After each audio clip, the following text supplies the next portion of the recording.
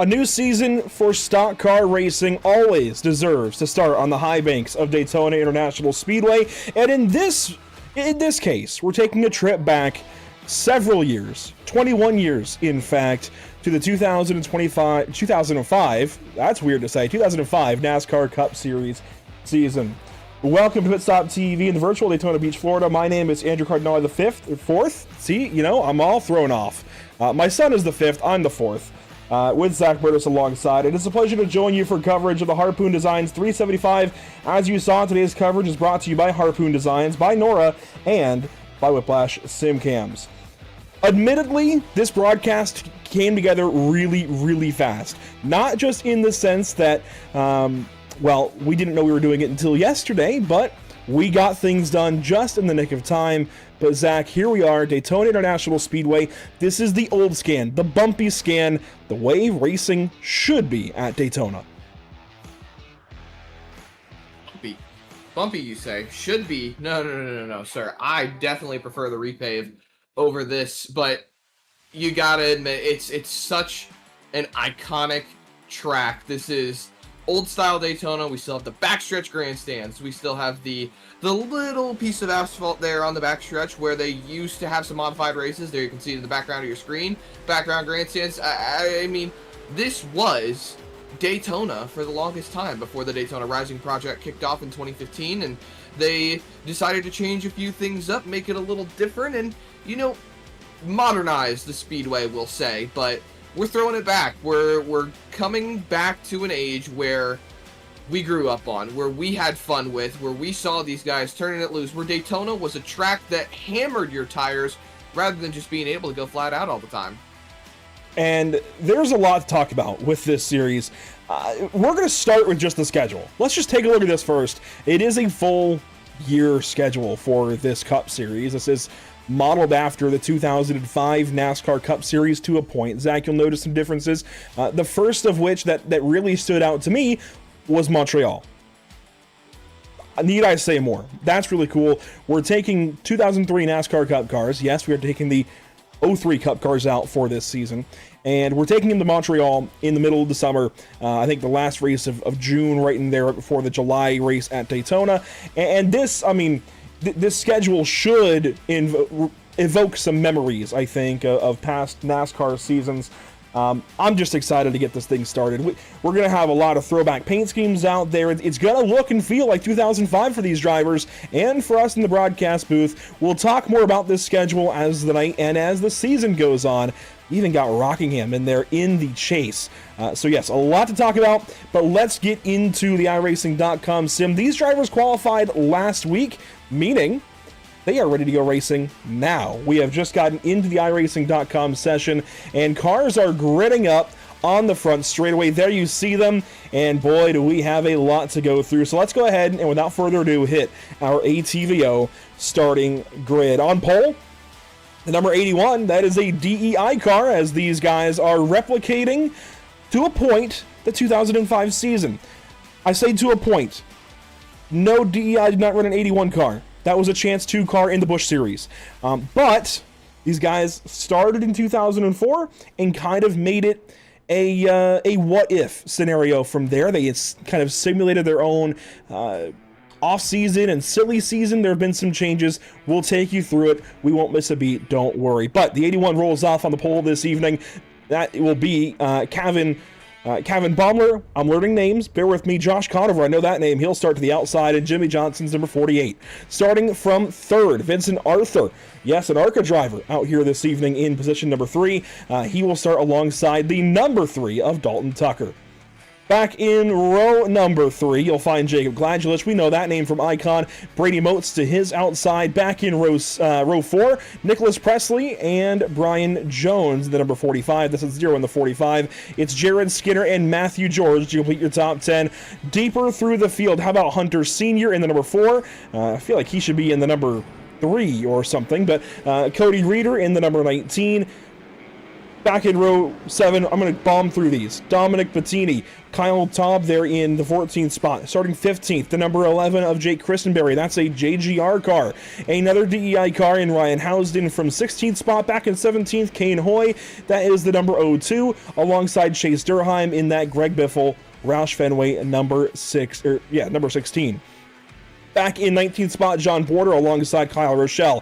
21st spot, Dustin Kleba in the number 9 alongside Kenneth Cheney. It's Nick Ham in 23rd, Wayne Sparks 24th, Joseph Andujar III in 25th, Christopher Heights in 26th, LJ Hernandez 27th, Nick Geilis 28th, Craig Martin and Ronnie Norman complete your top 30. Back in 31st, Brad Fulham, Jason Steptoe from 32nd, Anthony Krobach in 33rd, it's Donald Knight back in 34th, Chance Durheim back in 35th, and number 17, John Skavnicki. I had to work on that one earlier. Skavnicki in 36th. It'll be Cody Smith and Cody Anderson. The row of Cody's back in row 19. Brandon Jackson alongside Logan Neal in the 39th and 40th spots, with Adam Kulikowski bringing up the rear in the Chip Ganassi 41. We're going to come around and get the green this time, but let's take a quick look at the Whiplash Simcams. Oh, we do have a lap? Oh my goodness. I wanted to tell you, but you were rushing through that, and I was just kind of letting you have your moment there. You didn't need to rush through it. You had the time. It gives us a chance to look at some paint schemes in a second, but first I want to talk about our Whiplash Simcams race details. This is a 150-lap race, 375 miles, 100% fuel out there for these guys to use over the course of the evening. That will take these guys about how long, Zach? 30 to 35, or no, excuse me, 35, 30 to 35 laps is what we discussed. 30 to 35 laps is the normal fuel window. That's about what we expect for a 2005 race. But the biggest thing that we need to talk about is the tires, because while we have the fuel distance, we don't have the tire distance. They have 10 change sets. It's about what you would expect for 2005. Usually, I think NASCAR gives these guys about 12 change sets on a weekend at Daytona.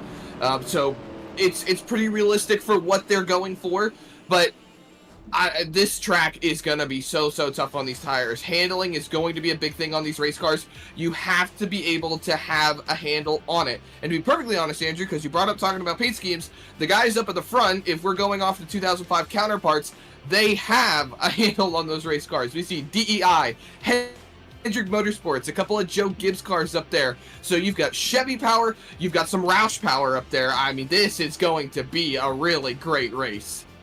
That it is. I want to take a look at the MX Wraps race details. Hang on, race weather. Here we go.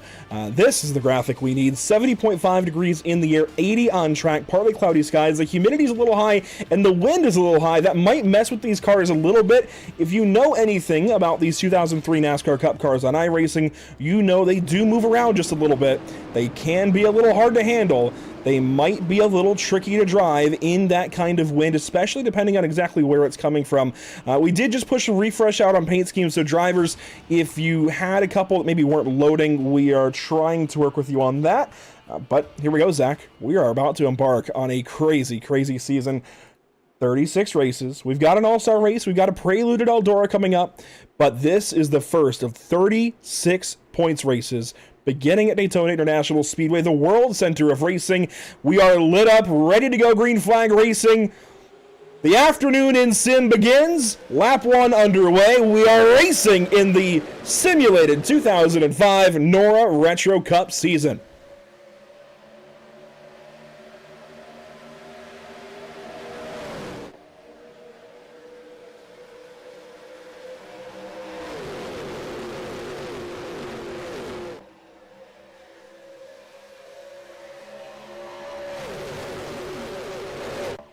I'm not going to lie, Zach.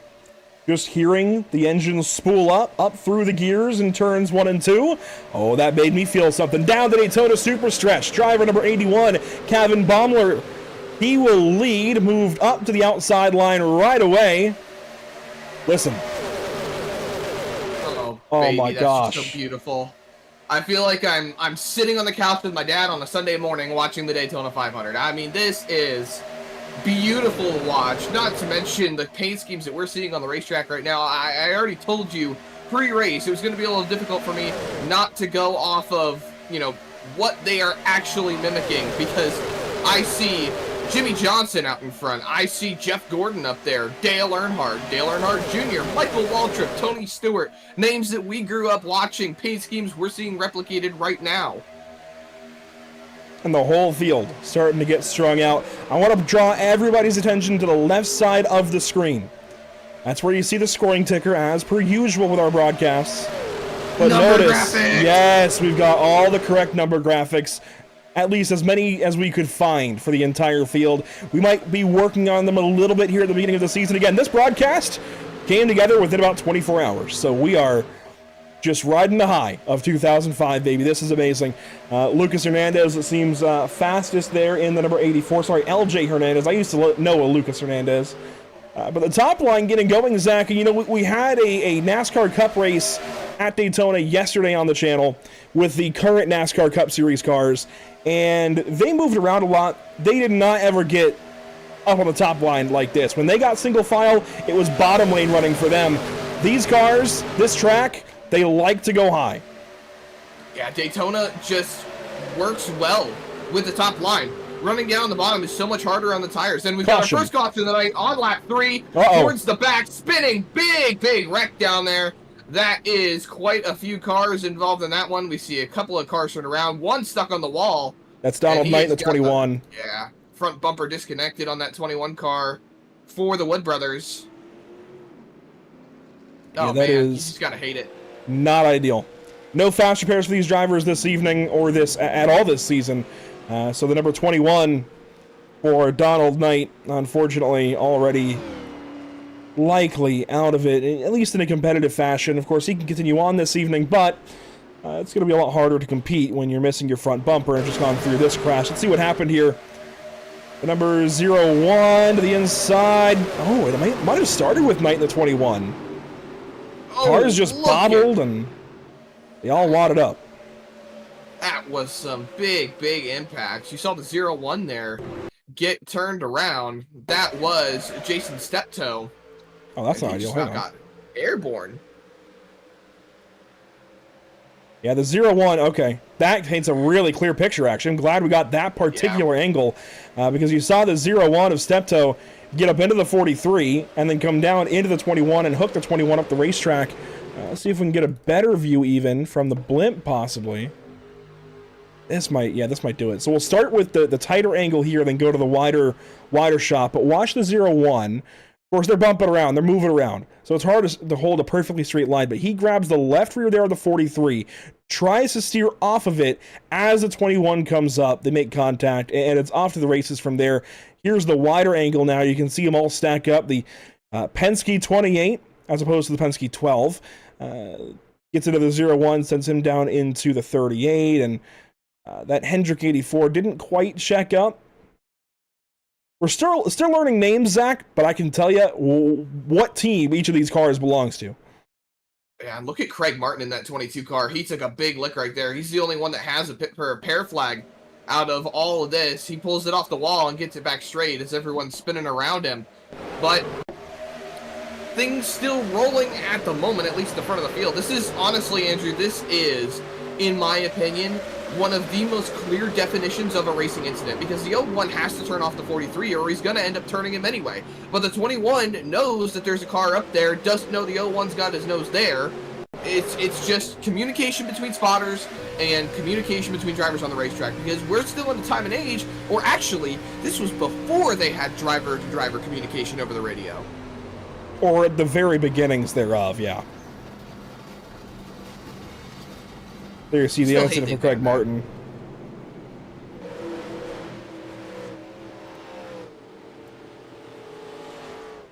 And I promise, we're not losing the broadcast at all, but I am going to throw this to B-roll for just a moment. I noticed a couple of things. I want to make the experience as good as I can here, Zach. And I noticed I don't have my camera set up for the Chevrolet. So give me just a moment. But I got to ask, since there are some kind of fantasy paint schemes out there, Zach, of the ones you've seen so far, you can't pick Jeff Gordon. What is your favorite? Oh, come on, man. You already knew I was going to do that. Oh, jeez. Okay. Longtime Jeff Gordon fan, so this be difficult. I mean, out of schemes that I find to be the most iconic on the racetrack right now, I normally float towards the Hendrick cars. That 48 car, that Lowe's car, incredibly iconic. 25 of Brian Vickers. Oh, what else? You know what? I'm going to take a shot out of left field. He's coming back to NASCAR for a race in a couple of weeks. I'm going to pick that number 20 car. That Tony Stewart Home Depot racing machine. Definitely a big-time favorite. Iconic paint scheme, iconic sponsor, iconic driver. Fair enough. I can't disagree with that. We did just have Brian Jones drop out. Help me out with which driver, well, I guess what car that was? Well, Vincent Arthur has dropped out as well. We're having two drivers now. Yeah, a handful of session issues at the moment. So you've got Brian Jones out. And Vincent Arthur. Vincent Arthur was a little bit towards the front of the field, if I'm not mistaken. Vincent, I think, is in the 9 or 24. No, Vincent was 24. Yep, you're right. Well, here's the update on the 22 of Craig Martin. He is stuck in the pit lane. He's not going anywhere very quickly. Exiting the pits, we just saw Donald Knight, the 21. I am impressed. These guys don't have a fast fix. How is the bumper back on this race car? If the damage is fixable, they're gonna fix it. That's just the iRacing damage model for you. And the other driver that dropped out, oh my goodness, still trying to put names to everything. Brian Jones, he was the 45 car. That'll do it. Well, since this is 2005, Zach, we have single file restarts. Yes, sir. This is a different sight to see. So we're catching up, but this is going to be a different kind of restart experience to what you see these days in the NASCAR Cup Series. Here we go. Single file restarts, Daytona style. Let's go.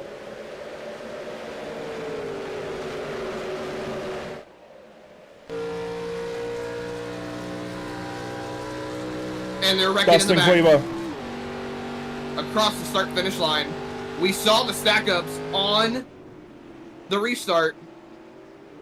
And there you see that Ray Evernham stylized number 9 for Ray Evernham Motorsports is going to have to roll back up to the rest of the field. Yeah, it was a problem for the 9 car. I saw it kind of developing back there, Zach, a couple of cars out of line. Let's see how this all happened. There's a stack up ahead. Yeah, it's just a chain reaction. That is exactly what you get with single file restart sometimes.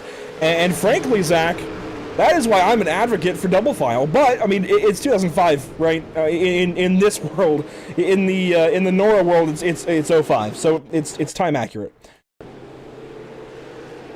Oh my goodness! So you see here, they just stack up. Right here. Yep. As they say, you'll have that on those big jobs. I mean, it's part of these restarts. And frankly, it's something that by the time we come back here in July, I would expect these guys to have figured out. One would hope. Single file restarts have always been not the greatest in my opinion. I, for one, have never been the best at single file restarts. I've always felt they more benefit the front of the field, just because they don't really have to worry about things like this, these stack ups. You know, you see it here rolling from the tower cam. It's a little bit further back. I think I saw an issue for the 88, and this is going to be Nick Ham cosplaying as Dale Jarrett this season. See, the 84 has already got some damage behind him. And yeah, they stack up pretty good. That gives the 88 a good bit of damage, so Ham with some trouble.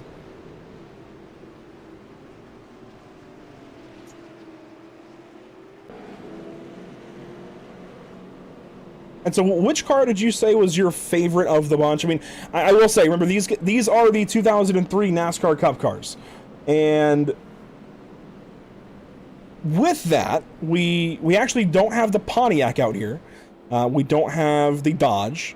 Now, in 05, Pontiacs weren't running anymore. They phased out after 03. You had a couple of zombie Pontiacs in 04, but they were phased out by 05. But the 03 cars at iRacing, we don't have the Dodge, we don't have the Pontiac.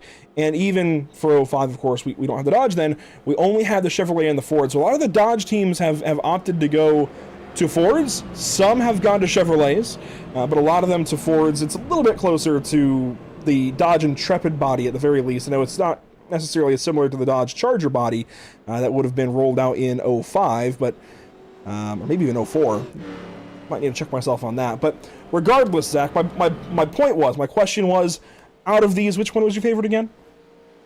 I had picked Tony Stewart for a number of reasons. Iconic sponsor, iconic paint scheme, but at the same time, there's some validity to it because per your point about all the manufacturers that were still involved in 2005, Tony Stewart is one of very few drivers to have driven more than what is now the big three manufacturers in the NASCAR Cup Series right now. So he's driven a Chevrolet, he has driven a Toyota, he has driven a Ford, if I'm not mistaken. When did Tony Stewart drive a Ford? I think he drove a Ford.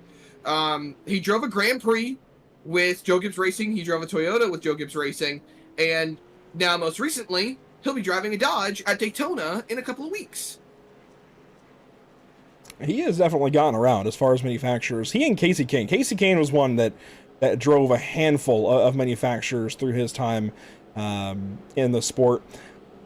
I want to look around a little bit. I know one that I want to look at is actually the 07 here of Joseph Andujar. And this is the Jack Daniels. Not even so much for the paint scheme, for the driver in this case. I know Joe from way back when I started on iRacing in 2016 and 2017 in the NMNTS. Gosh, what was it? NMNTS. NASCAR Monday Night Thunder Series. That's what it was called. NMNTS, run by Bradley P. Wilson. And boy, this is a throwback for me to see this name in this league. And I believe his wife, Ashley Andujar, out there. It is so good to see Joseph back on the sim. I think he's been sim racing the whole time, but I have not seen his name in a long time. And when I was going over the roster with Josh Conover and with Brady, I'm still working on your last name, Brady, I'm sorry. But with Josh and Brady, I saw this name and audibly reacted.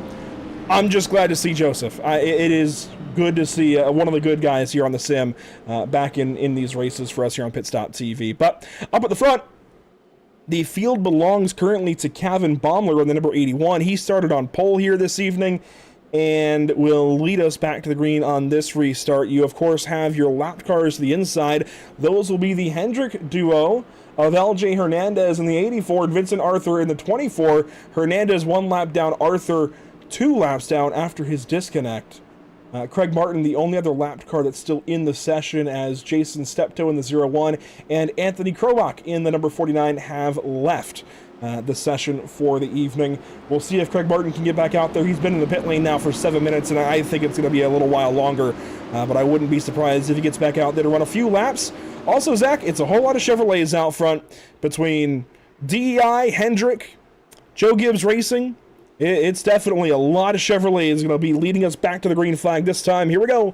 Lap 10 will be complete. We have 140 to go.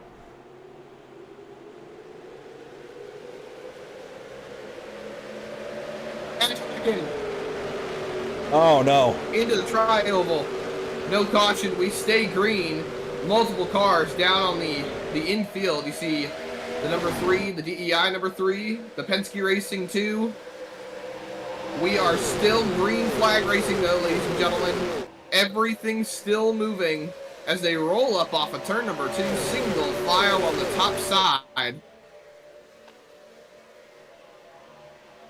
And that 84 of Hernandez is going backwards in a hurry.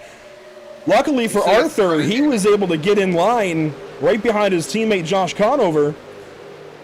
So he's in line, technically in third in line, but he's still 2 laps down and not a part of this battle for position in that number 24. So keep that in mind as we go forward. Dalton Tucker, though, in that number 3 car, he is third place, just ahead of the 8 of Brady Moats.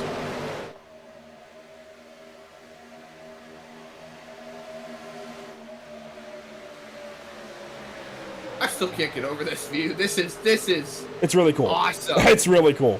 The number 15, Michael Waltrip, Chevrolet for Ryan Housden. Looking forward at what would have been Man, would it still have been Ricky Craven in 05 in the 32 car? I think so. This whole season is just going to be a trip of nostalgia for us. But the 15 of Housden back up through the gears, sitting here in the 8th spot. You know, Brady, Josh, and I was even talking with Nick Gillis earlier, they were all saying we might bore you guys to death for a little while. Riding in line, single file, and we're seeing that so far. I do recall in 05, even in 03, if you want to go accurate to the car, I recall the races being a little more exciting. But here on iRacing, you can tell these cars, they get in a single file line. They want to stay that way. So the drivers, it's on the drivers if they want to get racy, if they want to move around at all. And you see Conover sticking his nose down a little bit. But Zach, I wonder how much of that is self-preservation, how much of that is racing. There goes the 04, down through the grass. Spinning. Jared Skinner. Caution is out. And the 04 continues on. I mean, it was just a quick spin down to the inside. I don't even see any damage on that Chevrolet. You know, I'm gonna step out a little bit here. I'm surprised that was a caution and the restart was not. Yeah, I'll give you that. Let's see what happened here to the 04. He's got his teammate a couple of cars behind in the number 4. That was Hunter Sr. And then Kenneth Chaney was even there in line, a couple of more cars back, and there goes Skinner just off the bumper of the 16 of Durheim. Andrew, I'm gonna say it. I'm gonna say it. Don't push the pusher. Don't push the pusher. Yep. Let's see, from above. So yeah, the 04 pulls up. That's Skinner. He pulls up on the 0. They have a check up ahead. You see Housden check up. The 0 checks up. And yeah, I mean, to Durheim's defense, Zach, and we can get his on board here in a second. To his defense, he can't see what's going on. Exactly. He doesn't know that they're checking up like that ahead. Here's the driver's eye POV. It's one of the biggest things in any form of racing. Once you have a car in front of you, you can't see past that car. You're solely reliant on what is happening in front of you, and you have to react to what the driver is doing in front of you. So if you are, oh my goodness, I'm getting tongue-tied here. If you're sitting behind someone and there's a stack up in front, you're reliant on where they're going. You're basing your reaction on their reaction. You have to be on top of things. You have to be in the mix. It's that split-second reaction time. My biggest thing is that if I see something like that happening, pull left. Just pull left. That's all you can do is pull left. It's not always a possibility for these guys when they get racing side by side later in the day. Obviously that will be harder to accomplish, but yeah, right now in your single file, I think the ideal thing is if they start checking up ahead, if you're able to recognize it, get the heck out of the line. You know, it's difficult though. It is. I don't blame anybody in that situation that we just saw unfold. I think that was just a bunch of guys trying to do their best, and unfortunately they still had a slight impact there. But we've got, of course, a caution going on here in the background. I do want to pop up the schedule one more time here, Zach, and I think we'll talk about this a handful of times tonight if we get more cautions. Rockingham is a really cool addition for me. I'm excited for that.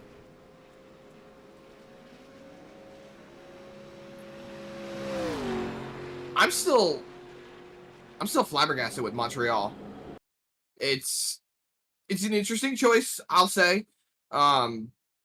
Montreal has been a big advocate, I'll say, or the track at least has been an advocated for coming back to NASCAR, coming back for some good racing, especially with the more pressure on doing more road courses lately. So honestly, I'm kind of here for it. I like seeing Montreal. I like seeing Rockingham. Always love seeing Rockingham. I think there's some great tracks on here from before they were redone. I know that we can't have those older tracks again, like the 2008 version of Charlotte's gone. We don't have an older Bristol where it was more run the bottom than run the top. So they're going to do what they can, obviously, but there are some really great races on here.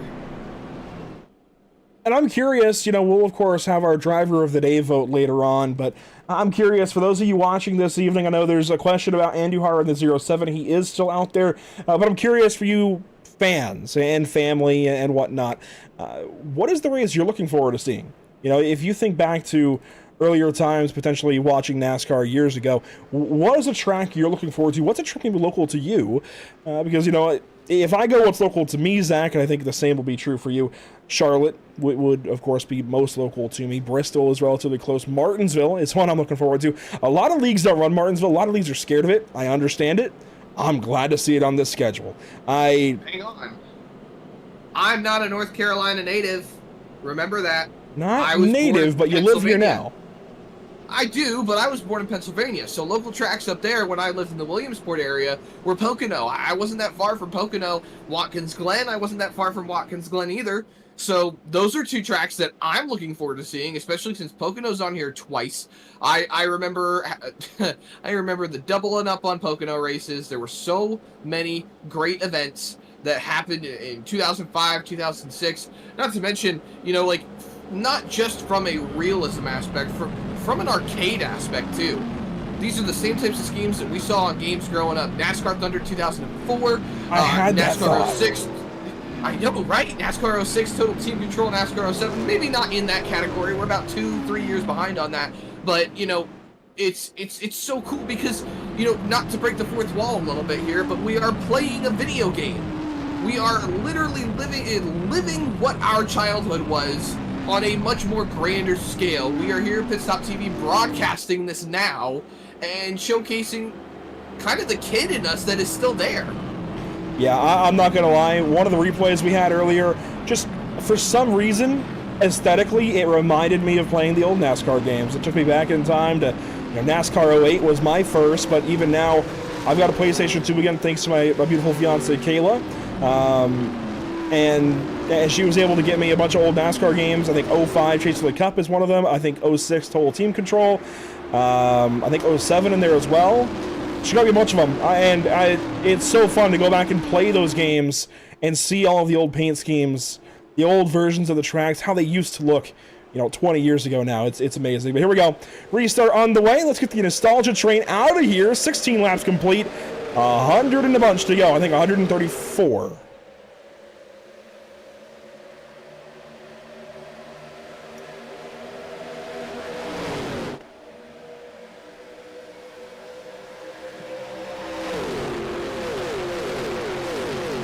Immediately, I do see one car going down low I didn't expect. That might be a lap car, though. They had a bottom line going for a second. Now Hernandez left out to dry. Everybody getting back in line on the top side. The 84 headed the wrong direction. Hernandez. Oh, man, this is a tough spot to be in. You got to feel for him because it's the same thing as the last restart.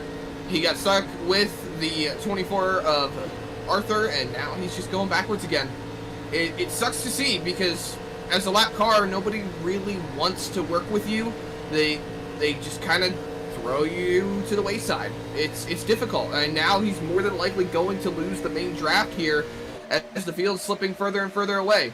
But, you know, he's got a bit of a pack behind him. There is still ample opportunity to be able to push that car forward, but you just got to be able to stay in it.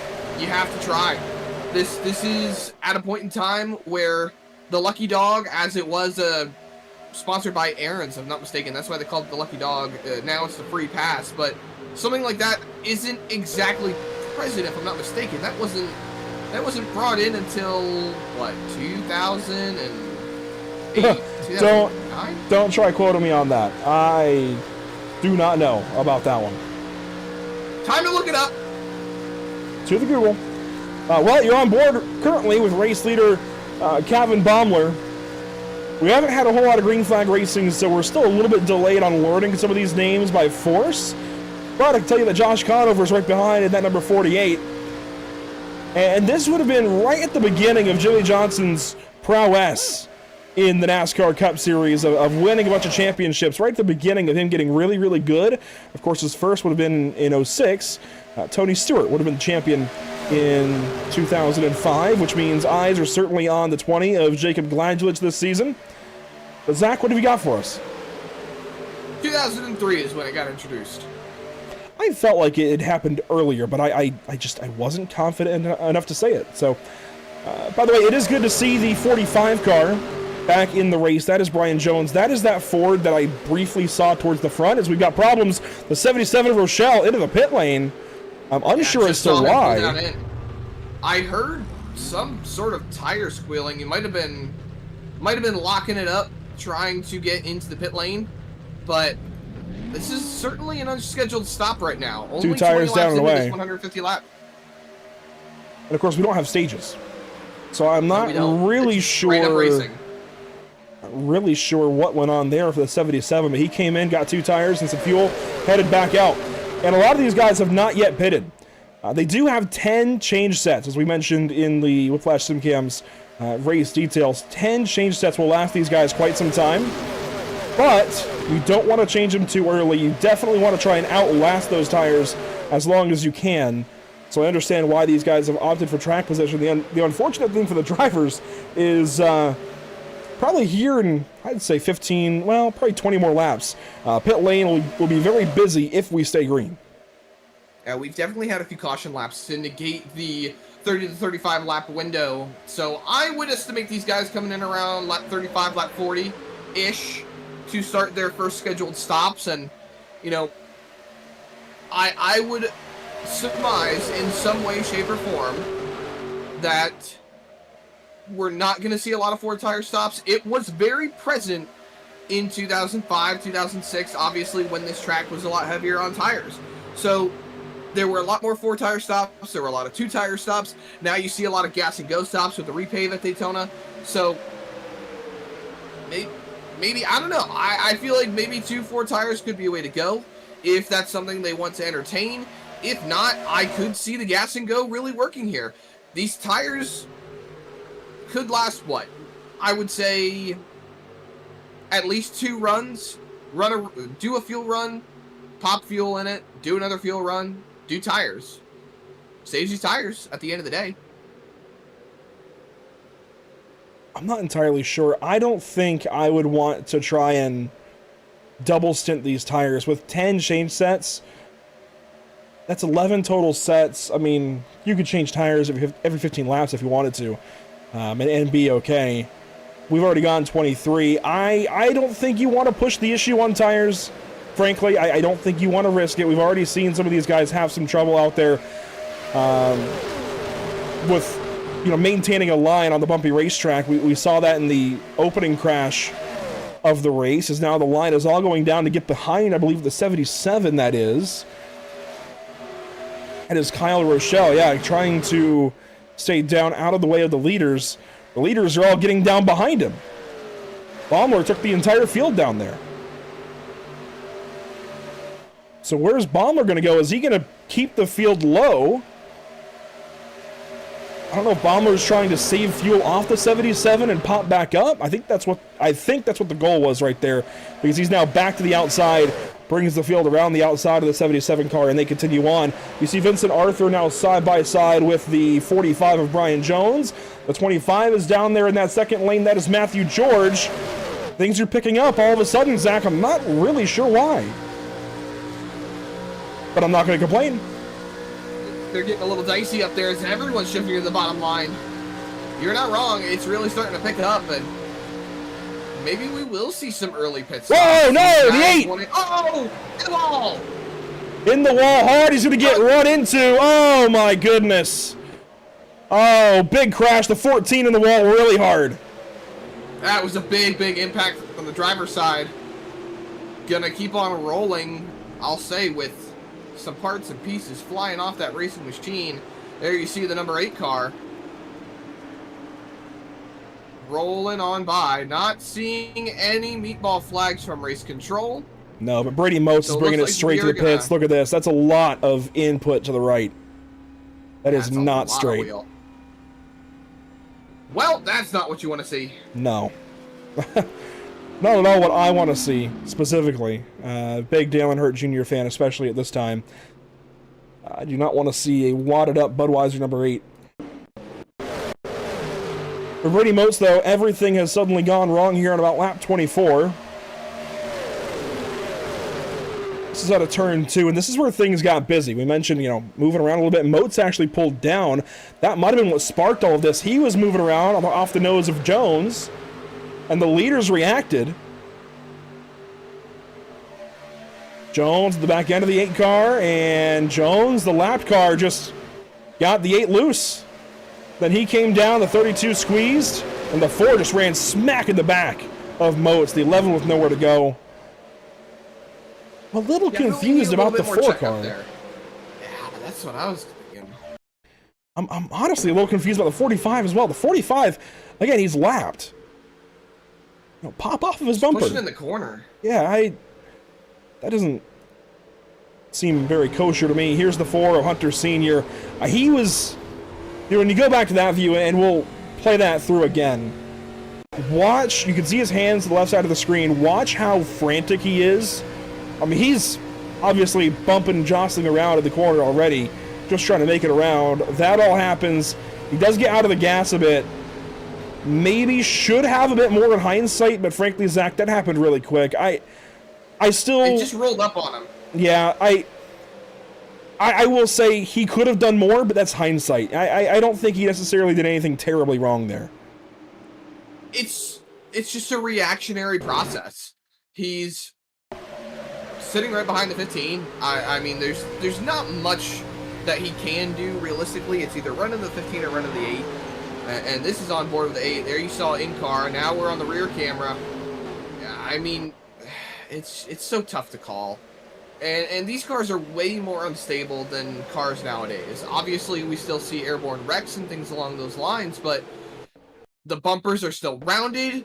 They're still not completely centered on those bumpers. So it's way more unstable to be pushing and locking bumpers, especially in the bumpy corners. So you got to be more mindful. You got to be able to hop out of the gas, got to be able to watch your pushes.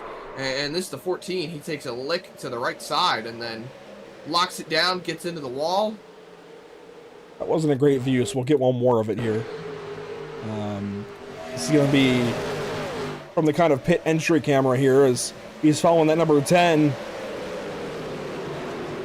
Tries to go low, gets tapped here by the 0-2. Really did nothing wrong, just wrong place, wrong time. It happens. And we have finally seen pit stops for the large portion of the field that had stayed out to that point. Josh Conover first back onto the racetrack. We should see a wave around finally for that 24 of Arthur and the 84 of Hernandez. That will get each of them a lap back. Of course, they'll be a little bit off sequence with tires and fuel. As boy, the 2 just rushed off pit lane. You see that? That's going to be a speeding penalty, but he just pulled the ultimate Lightning McQueen to get back out there. Christopher Heights. That was heads up. I don't know if it's going to count, but A for effort.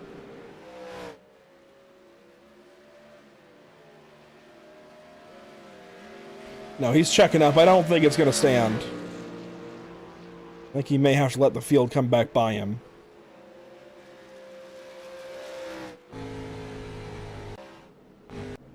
He's going slow. I don't think he's terribly happy with ultimately having to let the leaders go back by. Here they come now behind the iRacing.com safety car.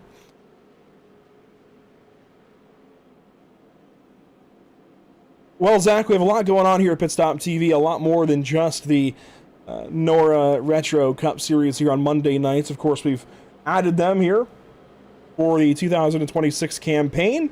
Let's take a look at what's upcoming for us here at the channel. It's the same graphic as we saw yesterday, actually. It is the same lineup because we just added this broadcast in. But we're taking the BRB Sundance Pro Series to Michigan. That'll be tomorrow evening for the beginning of their chase. And Thursday, that doubleheader with the North American Racing League GT3 cars alongside the Sim Auto Racing Association Super Late models as they head out to New Smyrna. Just 3 races to go for those Super Lates. Championship time is upcoming. Certainly a lot to pay attention to there with that series as the year progresses. Into the restart zone this time, Zach. We will turn things over now to the hands of driver 48, Josh Conover. Restart zone, racing again, lap 28.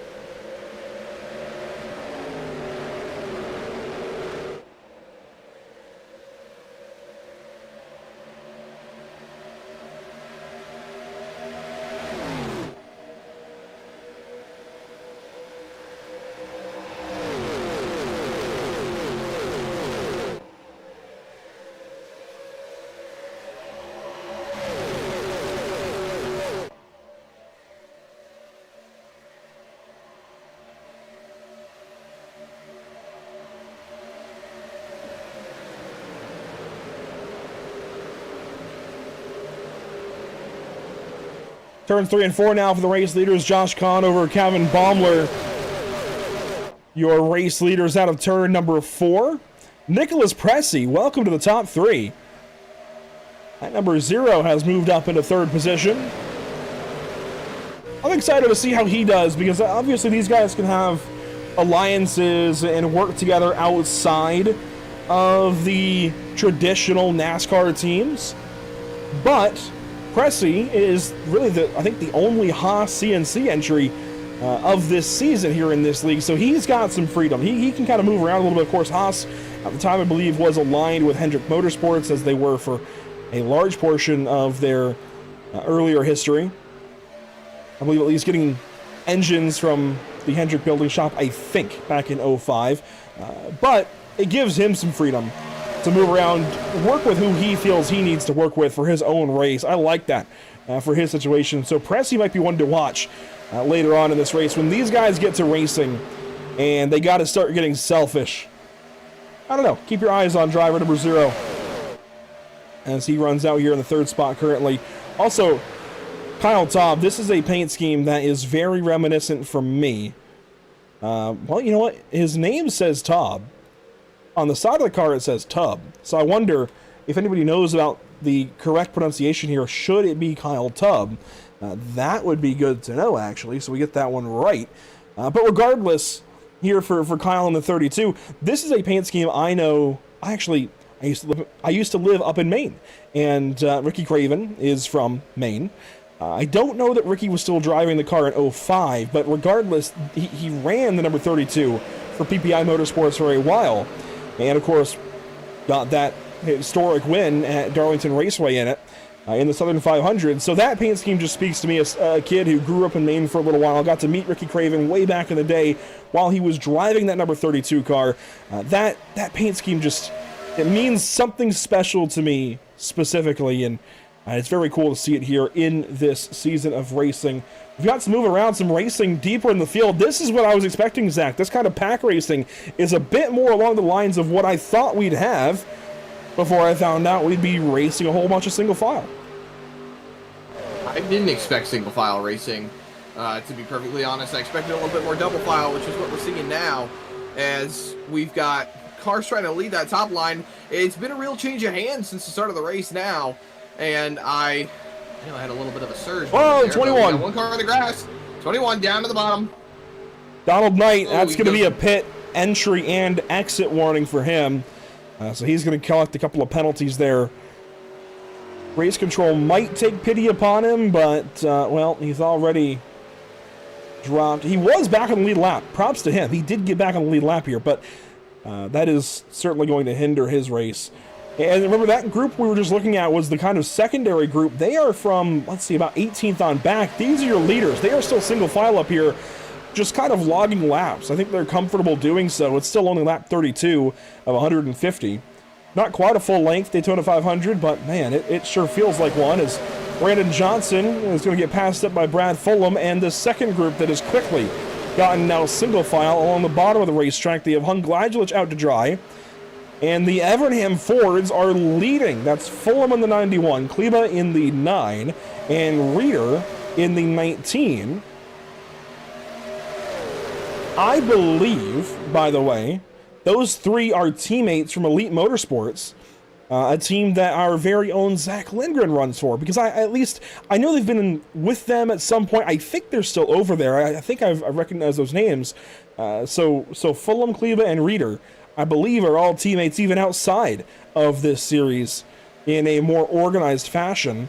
Obviously racing here this season in the NORA Retro Cup Series as Evernham Motorsports, but interesting that we should see, I think, a whole lot of chemistry out of those three. You would know more about that team than I do. I haven't run with Lindgren in quite a while, I won't lie, but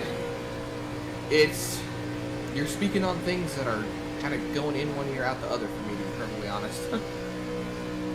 It's just something to keep in mind, going back to the point that Pressey is kind of on his own as a lone Haas car this season. It gives him the freedom to work with whoever, but let's be honest, they don't have to hold to the true NASCAR teams. They can kind of do what they want, move around a little bit as Conover's pulling low. I think trying to bring the field down. And Baumler's just going to go on by. This might roll that top side. This might promote a second lane, but Baumler just went on by. And he's going to bring Pressey in the 0. Tucker in the 3. A few cars went low to join Conover. Back to double up. Back to 2 wide racing here at Daytona. Conover still leading that bottom line in the Hendrick Motorsports Jimmy Johnson number 48 car. And now we're just playing Pied Piper at this point, covering both lanes, top and bottom. Baumler is just seeing where the runs are forming, and he is sticking that car right where it needs to be. Now he's down to the bottom. He might roll back up to the top here in the tri-oval. If not, he's not going to be able to, and that's going to be the case. Pressey's going to take that 0 car and roll it to the front of the field here at Daytona. Yeah, Pressey going to move by on the outside lane.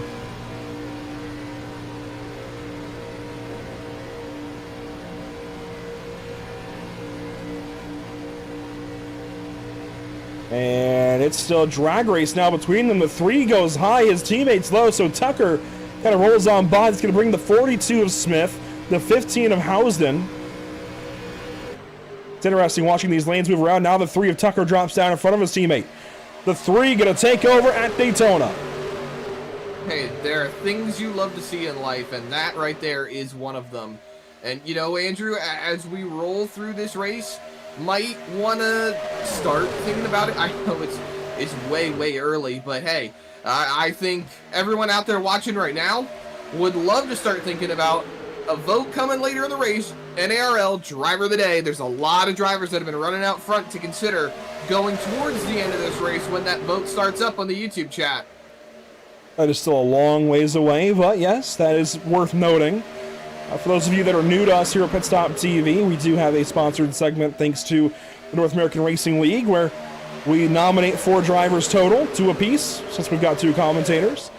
And we let you fans vote on who the driver of the day should be. So we get to nominate them, but you get to vote. We do try to take chat into account every once in a while. But ultimately, we get the power to at least nominate the drivers. You get the power to choose them from there. As the number 3 has taken over here at Daytona International Speedway. The 81 of Baumler down low. There they go, back into the high banks of turns 1 and 2. I'll admit, we've had a handful of cautions here, Zach, but it's been a somewhat uneventful race. Of course, we do have a few cars out. Craig Martin did eventually drop out in the 22. Jason Steptoe in the 01 is out, and Anthony Krobach never really got rolling today. So he is logged back there in the 41st spot. But otherwise, we still have 38 cars running all the way down through Brian Jones in the 45. And by the way, we didn't really touch up on the back end of the situation for driver number 8, Brady Motes. He unfortunately is going to be 10 laps down currently.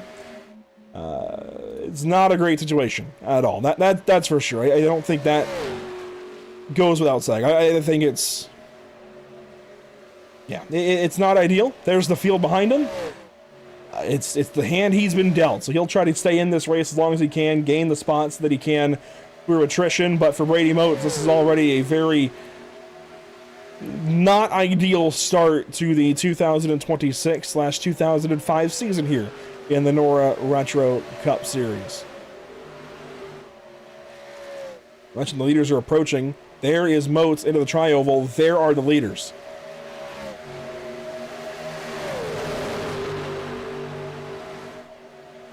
It is good to see, oh man, Echebar, right? That's the name? A lot of new names recently between the 41 here and the 30 or so in yesterday's All-American Racing League event that we saw here at Daytona. But good to see Chris Echebar out in the YouTube chat. He was actually the winner of yesterday's Driver of the Day vote, I do believe. And there you see Motes has gone that lap down. And Zach, we've got some proper racing now side by side in this lead group. There you go. Pressey takes over. Lap number 40. The 0 powers ahead. That's going to bring the 42 of Smith along with. Things are shaking up. what I'm looking at is a shakeup on that top line. I feel like we're seeing a totally different top 10 from what we saw at the start of the race. Now we're just kind of falling into play. Green flag pit stop should be coming up relatively soon. I estimated around the lap 40 mark, but it looks like these guys are going to be able to keep going quite a bit longer. Well, they did pit. As we've got. I think it was while you blew a fuse, literally, there for a moment. They did get a pit stop in under that last caution. So these guys have now been on the really, really tricky, Zach. Check it out. Cars rolling to 1 and 2. This is going to get tight.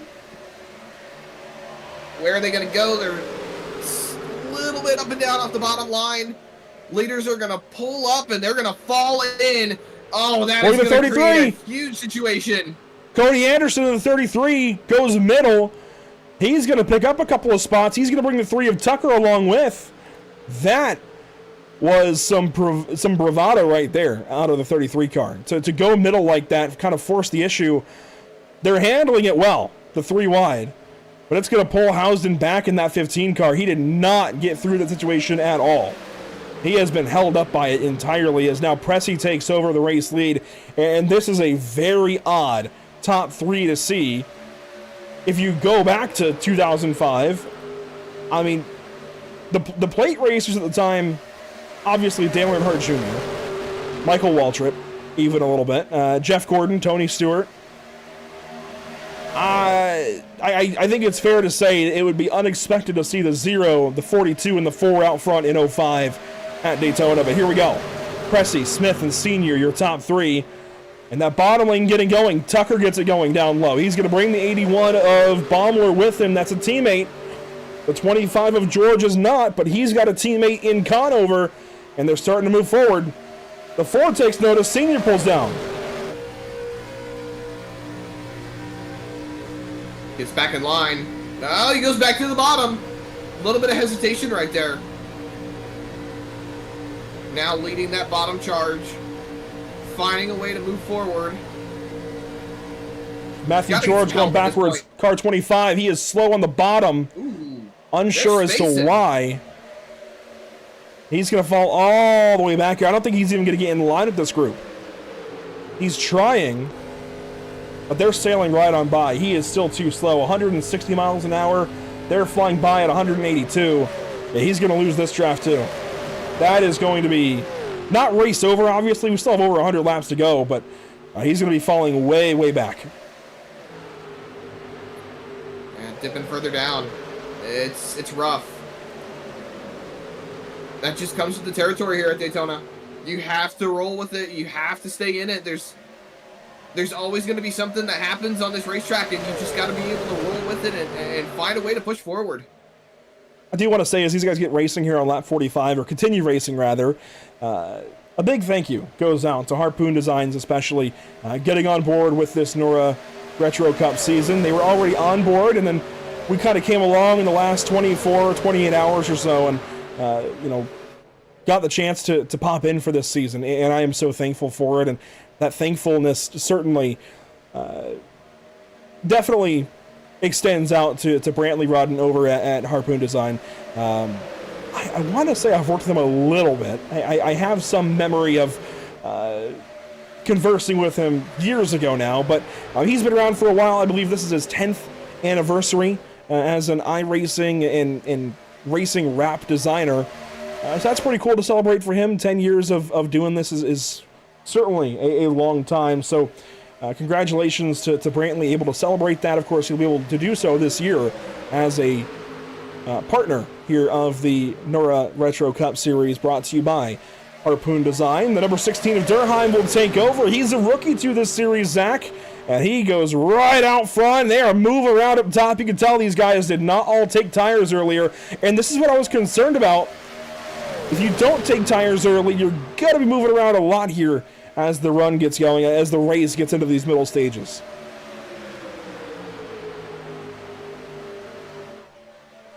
The later we go and the more we go into this strategy call, I really think we're going to start seeing separation amongst the packs. We've already seen it, I know. We've got 2 packs right now, 1 big pack and another one right behind, and then a couple of stragglers here and there, a couple of single file packs, but It's gonna turn into handling over horsepower. These guys are gonna be able to drive away on tires. They're gonna be able to find that speed by themselves.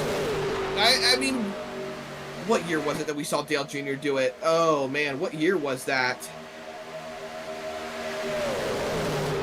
It was 04 in the fall or in the summer, wasn't it?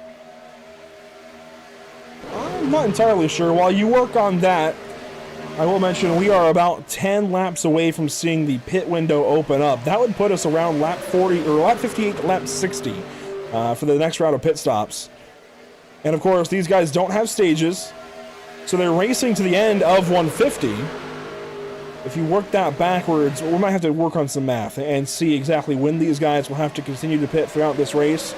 But I don't think it's going to line up the way they initially planned. It'll be interesting to see what these drivers do if they take one of these runs a little bit shorter, maybe get some tires bolted on a little bit sooner.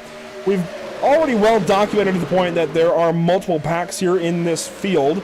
Of course, the Greg Biffle, number 16 of Chase Durheim, is leading the race currently in this lead group that runs down through Kyle Tubb in the 32 car and Nick Ham in the 88 car. But back in 12th, Brad Fulham leads the next group of cars in the number 91.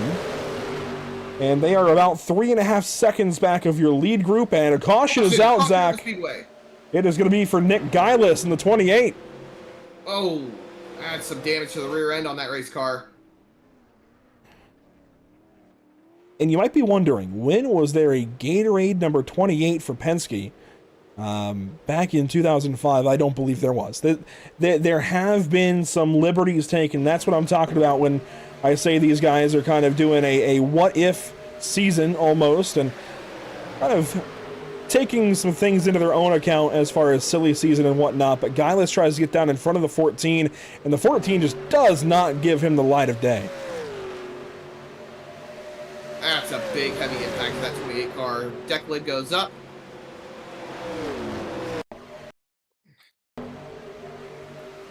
That's not what you want to see. And looking at our race control sheet, no pit for repair flags right now. It's a little bit questionable. Geilis definitely didn't do anything wrong there, in my opinion.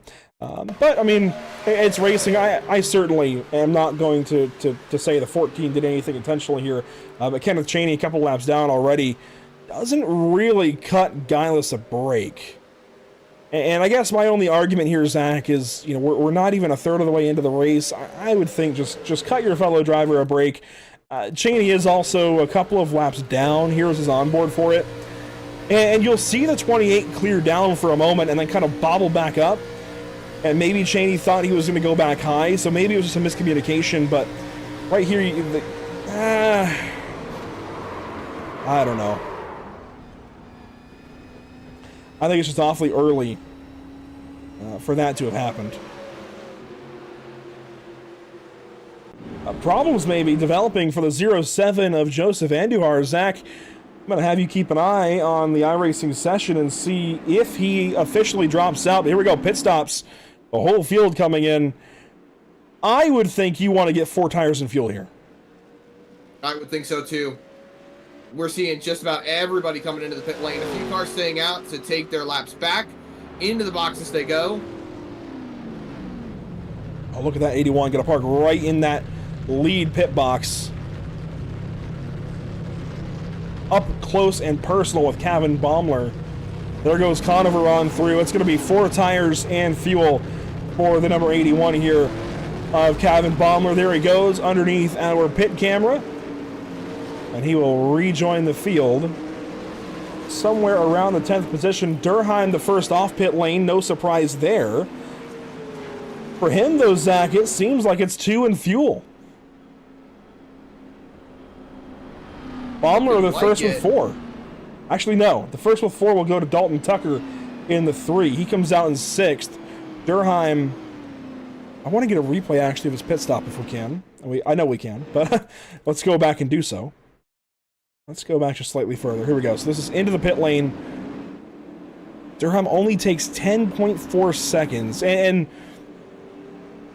we know that a pit stop here for 4 tires will be about 14 seconds, so 10 is cutting a little bit off of that, and yeah, he takes lefts. So he must have taken rights earlier, takes this opportunity to get lefts and get back out there. He's going to have a full tank of gas since he already had some in the tank. It's a shorter time to fill. I definitely see the logic. I just don't know if I would chance it personally. I would just go ahead and take the 4. You've got 10 sets laying. Go for it. But track position. At the same time, track position. Yeah, track position, and I don't really like wasting tire sets. I hear you. I don't know. I've always been one to maybe take tires when, under caution that is, when guys maybe otherwise wouldn't on these plate tracks. I have been known very recently, though, to take tires under green when I shouldn't, as I ran in the UFL duels last week and completely botched that pit strategy, so I guess what do I know, but I'm curious for all those watching. Again, I think realistically, most every viewer tonight is going to be a new viewer for the most part to Pit Stop TV, so I'm so curious.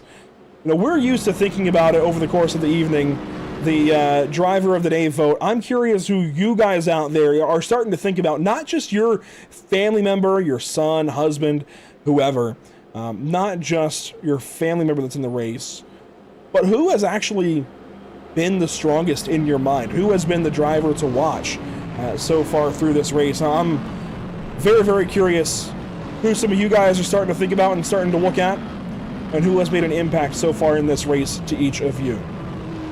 We are just over a third of the way through this race, Zach, and I will say these drivers are already thinking about California next week. The way they do things here in the NORA Retro Cup Series is they qualify a week in advance. So the qualifying session for California is actually happening now. They already had a chance to run some laps and get their times in before this race, and they'll have a chance to do so after as well. It's definitely unique. I've not heard of any leagues doing it like that before, but it means these guys have to, have more than one track on their mind at any given time. They've got to get ready for California, for example, this week, while also having to be ready for Daytona. And that might not be that crazy because Daytona is a little bit more simple, but when we get to places like Atlanta and Las Vegas and those intermediates, that's going to be tricky.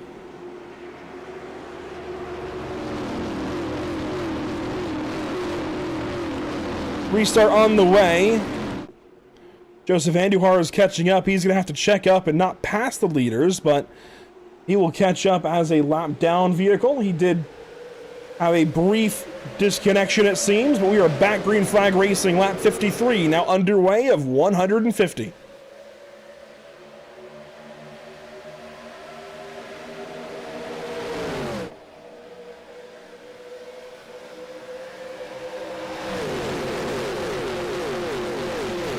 Some drivers moving around already. The 17, the 3.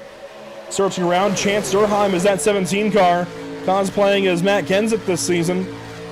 He's in the back end of Andujar on the Daytona Superstretch. They are going backwards, though, Zach. That gamble did not pay off. You got to do what they are. You got to try. You have to try something. I admire the call, but it's probably not going to work out right now.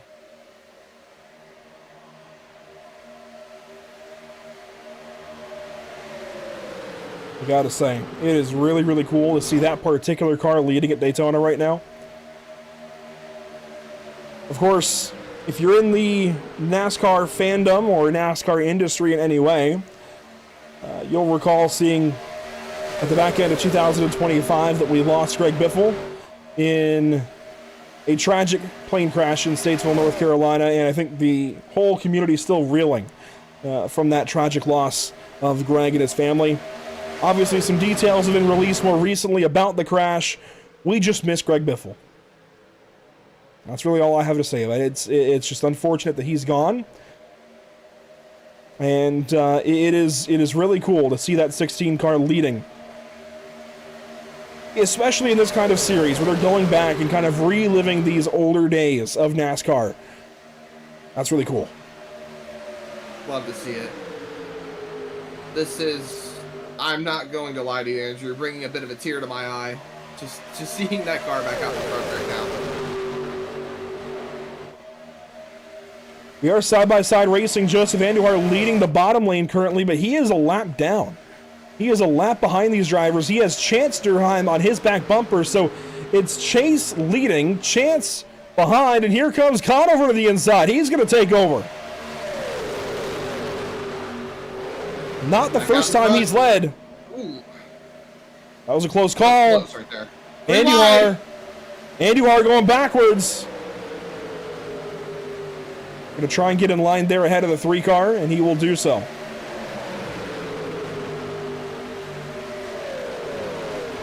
Yeah, we guess they're teammates, actually, the 07 and the 3. Yeah, RCR. Yeah, 33, 17, 3.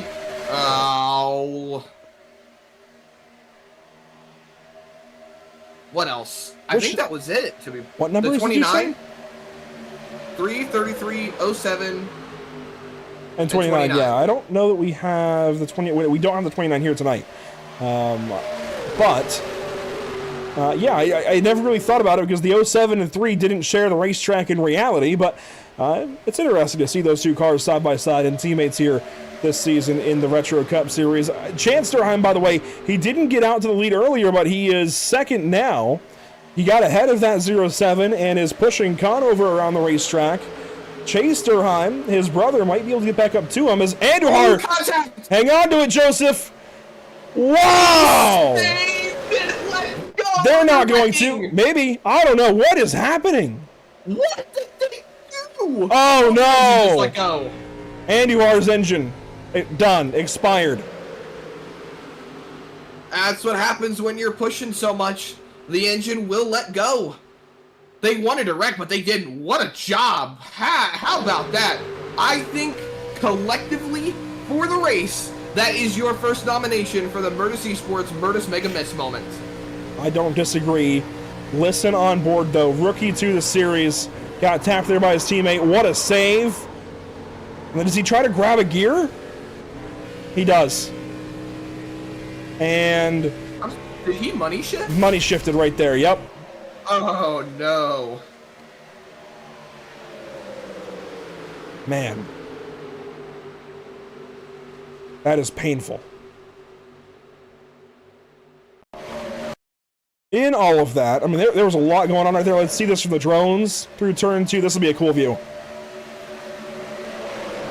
Wow. And they all check up, trying to get around it. Cars going everywhere. The 33 was broadside. He got down into the 7. That was a big catch for the 7 of Ronnie Norman. And the 33 especially. There? Something like that. Let's get one more view here and come back to live picture because there was a lot happening. Watch the 33 and the 7. The 33 is Cody Anderson. The 7 is Ronnie Norman.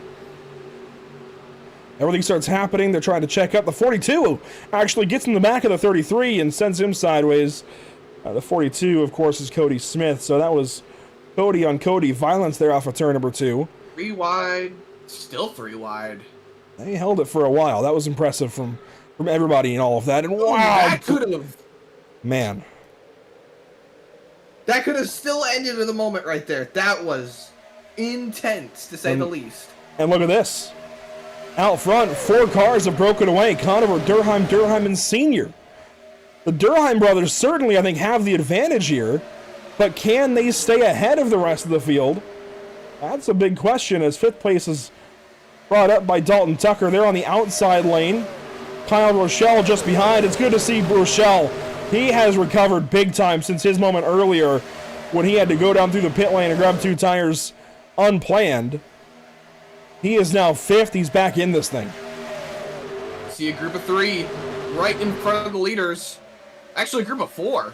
Wait, no, they've broken away. What? Those are the leaders. This is what I was talking about. Recap, I just said that. This is what I was talking about. I know, but like, it didn't click for me because I'm so used to these guys just being all grouped together. I'm so used to modern style racing. This is what we had talked about at the precipice of the show with these guys breaking away, getting into their own pack, the tires, the handling coming into play as the caution is out on the racetrack. It's going to be Kane Hoy in the 0-2. We've seen him out there a couple of times. This paint scheme, is not what he'll be running the rest of the season. His paint did not load, but it's the Score Motorsports number 02 that Hermie Sadler would have driven at the time, and see what happened to the 02 car here. I don't like seeing a 02 car backwards. Yeah, you know, unfortunately, I've seen it more times than I would like. Oh, he just tried to get down, got into the 10, went for a slide, a spin. Oh, Rusty, watch out. That is the 2 of Christopher Heights that got into him. And he had a front row seat, that 2 car. Check this out. Heights riding along. The 02 is going to try and follow that 41 car, and Hoy was just not clear. And Heights has nowhere to go. Oh, wow. Nearly up and over for that 02.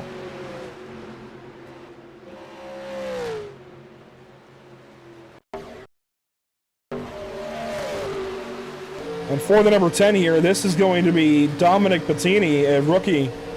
Here comes the 02 around his outside. Tries to come down, and, I mean, he's just minding his own business. Goes through the pit lane. I would imagine that should get cleared since that was not his own doing. It did get cleared for the 10 car, yes.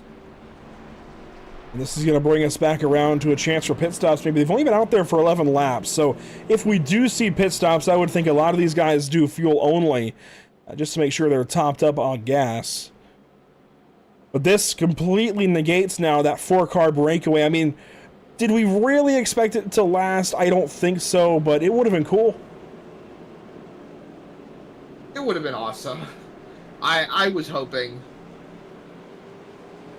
I was hoping it would last, man. But at the end of the day, the race must go on. Pit stops potentially underway. There we go, yeah. See a couple Tucker of stays out. Tucker in the 3 car. The 32 as well. Car. The 5, the 15, 24. I think some of those guys are lapped, but for the most part, the field is coming in.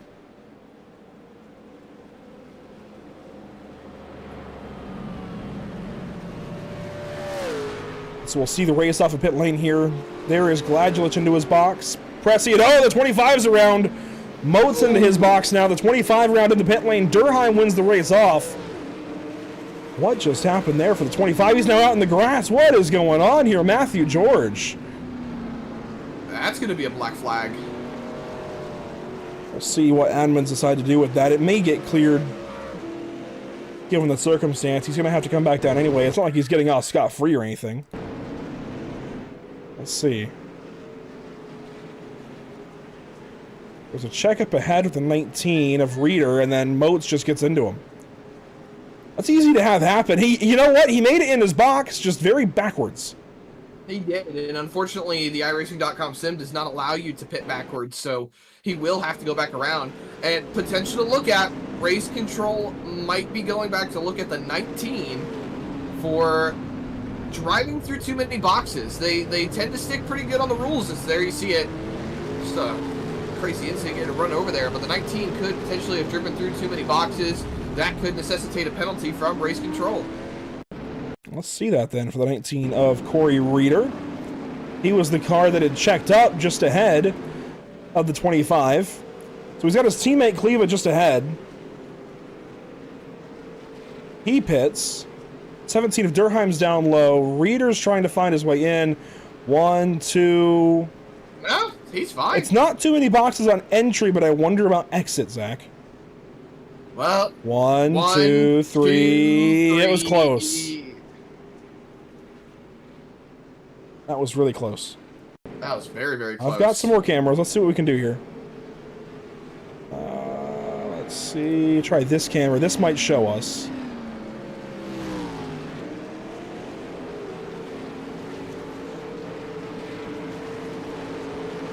I don't think he got that 4th box. I think he's clean, but it's really close, so we'll leave that to the admins.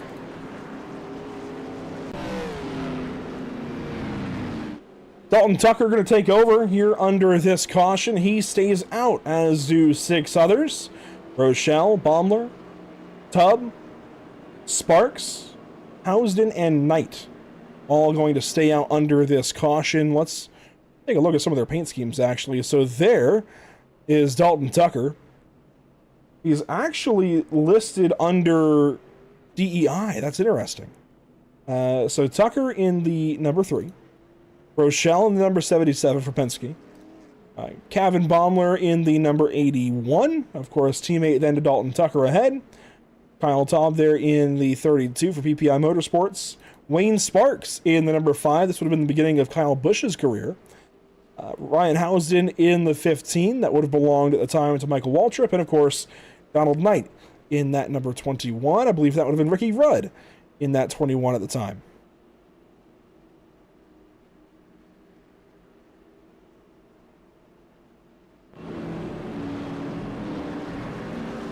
So we'll send these cars back around. I will say these guys had a lot more cautions than I would have expected. I thought they would have been a little more relaxed here. You know, I was talking with Josh Conover and Brady Motes and even Nick Geilis earlier, kind of getting a feel for the series a little bit, and he told me last season their Coke 600 went green, or the equivalent thereof. And of course, Charlotte, Daytona, very different beasts, but we've got crashing in the back. Oh my goodness, it's big. We had one car spinning out of 4, and then everybody started spinning. For a caution crash, and this the is 19 large. black screen. He just rolled through. No, it was the 43. Oh. The 43 just wiped out a handful of cars. Where was he going? Oh, black screen, apparently. That's what I'm hearing. Doesn't mean hit the gas. That means rip the wheel left and get the heck out of there. This is John Border. His screen reportedly goes black, but then he's picking up speed here. And you would think after the second or third crunch, you're realizing, hey, I should stop.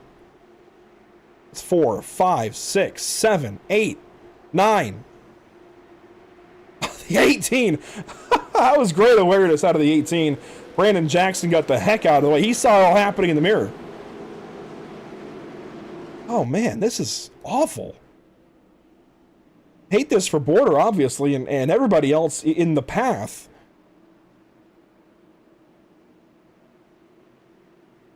And here's the onboard.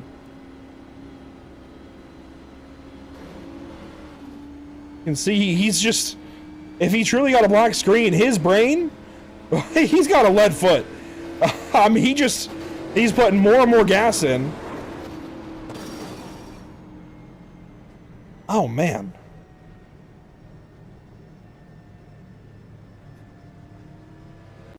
There's got to be more to the story here. That wraps up the 33 of Anderson, the 9 of Kleba, the 19 of Reeder was just spared. The 04, the 18, oh man. Let's get back to live picture. We're about to go green. Yeah, literally in the restart zone. Here we go. Chaos there coming to the green flag a lap ago. And now we'll try it again. Lap 66. Underway at Daytona International Speedway.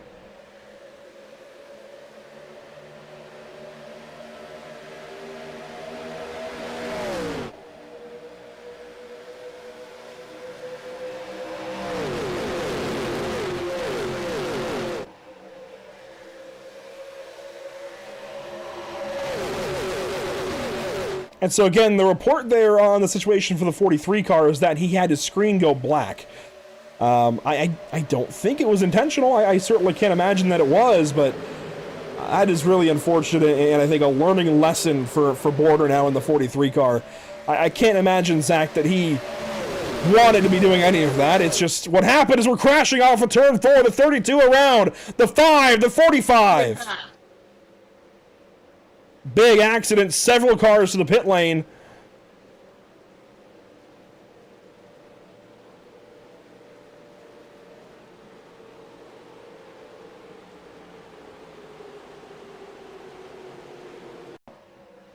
That is unfortunate. The 32 car, of course, is Kyle Tubb. The 5, we talked about him recently, Wayne Sparks. They were nose to tail here into turn 3. There's a 0-2 just behind. He was in a crash recently. He's back in it. They stacked up ahead and just no time to react. Oh my goodness, the 45 blindsided. Gets it back rolling though. Nobody on our race control sheet with a pit for repair flag, a default flag. The checkup starts with the 81, I think. And the 14. The 14 jumps out of the gas, and they just stack up behind him. Ooh, look at that 84 car down on the bottom. Hernandez, what a miss right there that was. Perhaps a Murderous Esports mega miss? Potentially.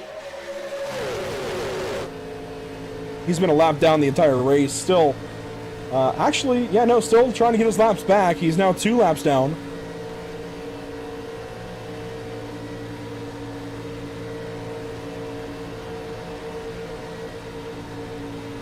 And let's see what happened for LJ Hernandez here. Potential Murderous mega miss down low. Hangs a left, gets out of Dodge.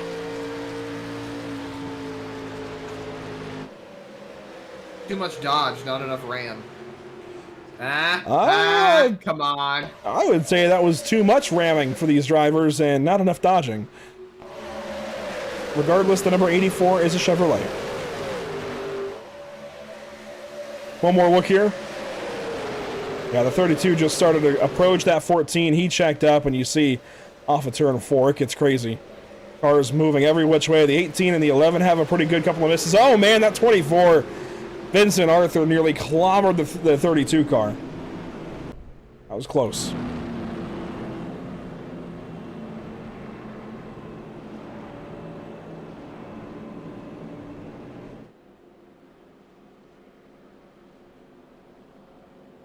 Well, Andrew, we've had quite a few cautions already. Not even halfway yet.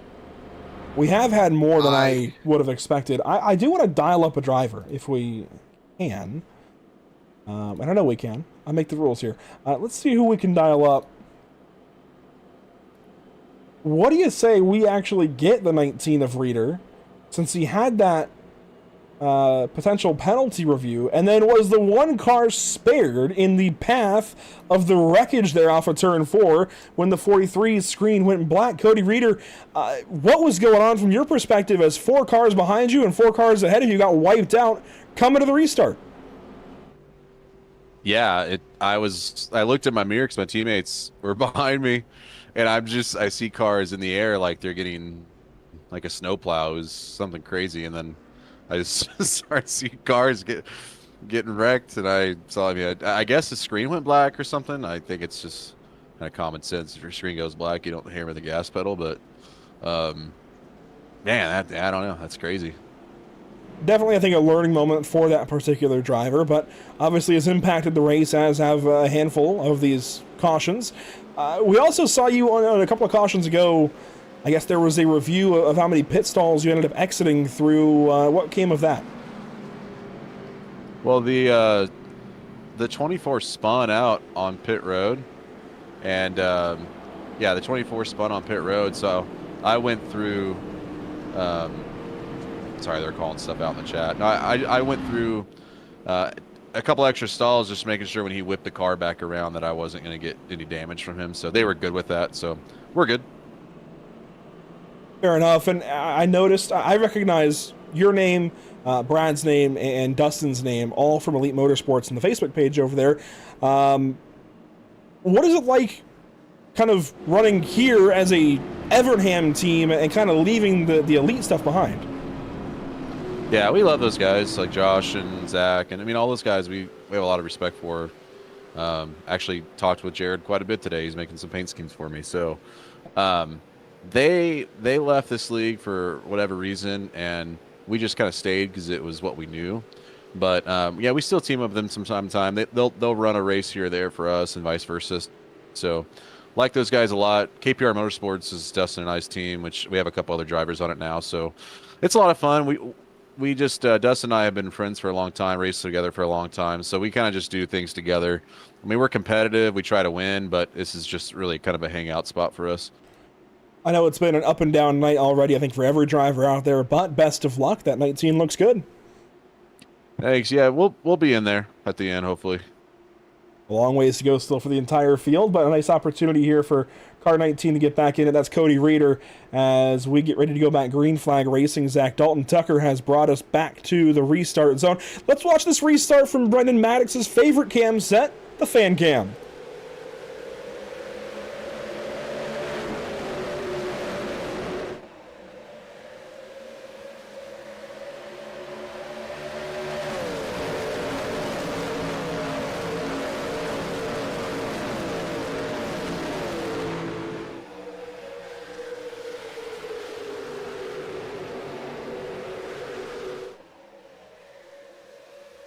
Sights and sounds that simply cannot be beat, Zach. Oh, what I would give to go back to this era of NASCAR racing and be able to sit in the stands of Daytona and witness this kind of grand spectacle. Unfortunately, I cannot do that. Technology does not allow for that. I got to go in 2018, and I'm very privileged to have been able to do so. But one lap from the restart here, Dalton Tucker leads. Right behind him is that 77 of Kyle Rochelle. And then they've got a small gap back to the 81 for position. The 14 and 8 are not up here for position. They are laps down. That gives them a little bit of breathing room, those two leaders. First real side-by-side is back here, I think, with around the Vincent Arthur area, actually. Arthur's got a great view. The 15's going backwards. That's Ryan Housden. The 41 is as well. That's Adam Kulikowski down low. Arthur just sailed on by them both. Just went and shot it up inside the top 10 now. And it looks like they're going to end up going backwards. They're stacking up. They're stacking up. This has not gone well historically today.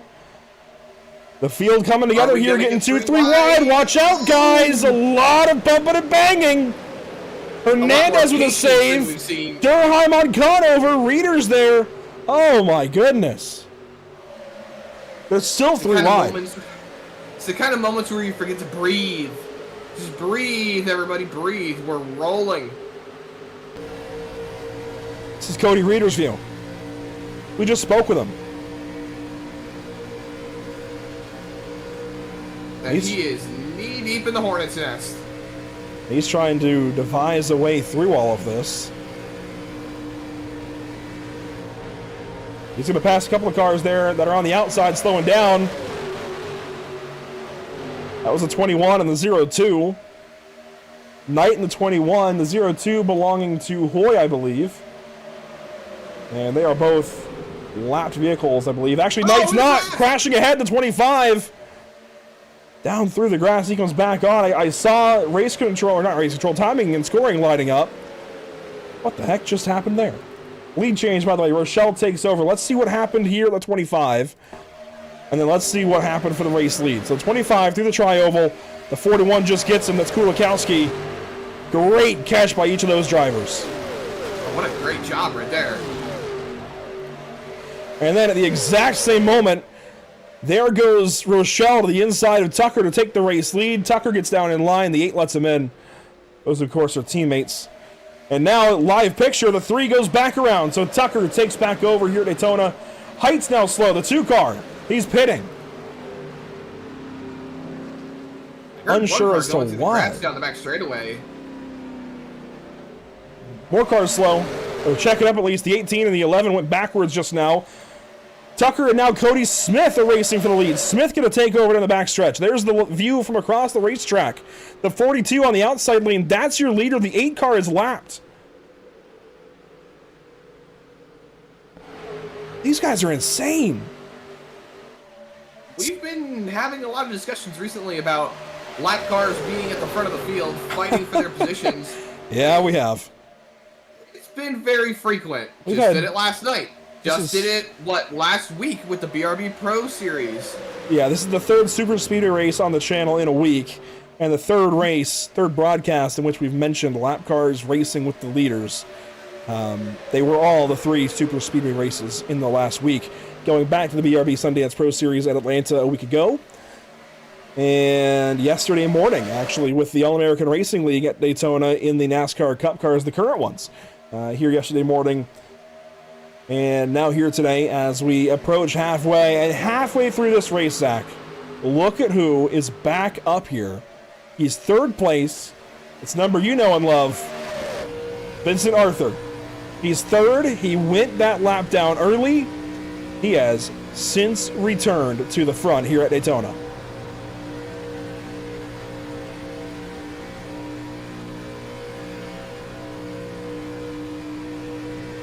Man, I love watching these onboards. Sorry, I just like, I hear Q, I go to Q, it's second commentator. It's like I have to sit here and admire it sometimes, just listening to the sound, the awe-admiring pieces of machinery that we see on our screens, ladies and gentlemen. I'm being too much of a fanboy tonight. I gotta admit, I'm being way too much of a fanboy. That's okay. I think we're all allowed at least one day of the year where we can just fanboy over some old NASCAR stock cars. Of course, these things 23 years old now. That's crazy to think about as the 42 of Smith pulls down and blocks that inside lane with Arthur now leading it. Skavnicki has showed up. That's the number 38.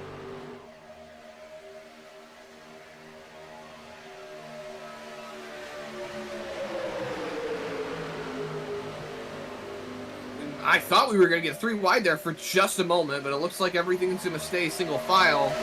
Well, single file or respectively to the lanes, but Orderly, we've got a two-car breakaway up in the front, as in the high line is not caught up to the leader. So the front two cars have control of the lanes. Where do we see it going? Rolling up on that back bumper. Smith and Arthur just trying to find a way to nestle in.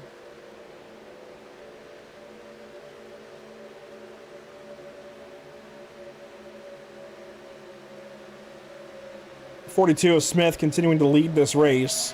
3 wide behind him, the 18 of Jackson caught in the middle. He gets down, checks the 32 up. The 32, by the way, is Kyle Tubb. He is a lap down. He is in the lucky dog position currently.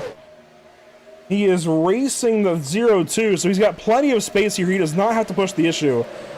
But the 14 of Kenneth Chaney, he goes backwards, gets in line there ahead of the 11 of Jake Christenberry.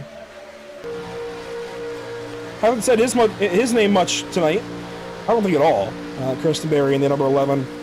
And, you know, you and I were debating about the history of the 11 car earlier. I, of course, knew that Denny Hamlin got in the car in 2006. I knew that was his rookie year at the very least. But you indulged in a little bit of the history of that Joe Gibbs Racing number 11. What's the story? So if I read everything correctly, J.J. Yaley was in it in 2005 with a couple of different drivers rotating in between, obviously with the tragic loss of Jason Leffler. It left that 11 car vacant, and then rolling into the 2006 season, we had Denny Hamlin stepping into that race car, and well, the rest is history after that. We've seen what Denny Hamlin has done in his now 20 years with Joe Gibbs Racing. Jason, of course, went on to continue racing several cars over the course of his career, passing away in 2013. But yeah, Jason Leffler was a big part of that Joe Gibbs team at one point in time. As there's the 9 of Kleba going a lap down. He actually, looking over timing and scoring, he's already 3 laps down. This now makes it 4 down, as he is just behind another car. That is the 2, it looks like, of Christopher Heights, who now goes 1 lap down and is now racing the 32, who passes on the outside for Lucky Dog. So Tubb will take it back away. Heights now is racing the number 32 car.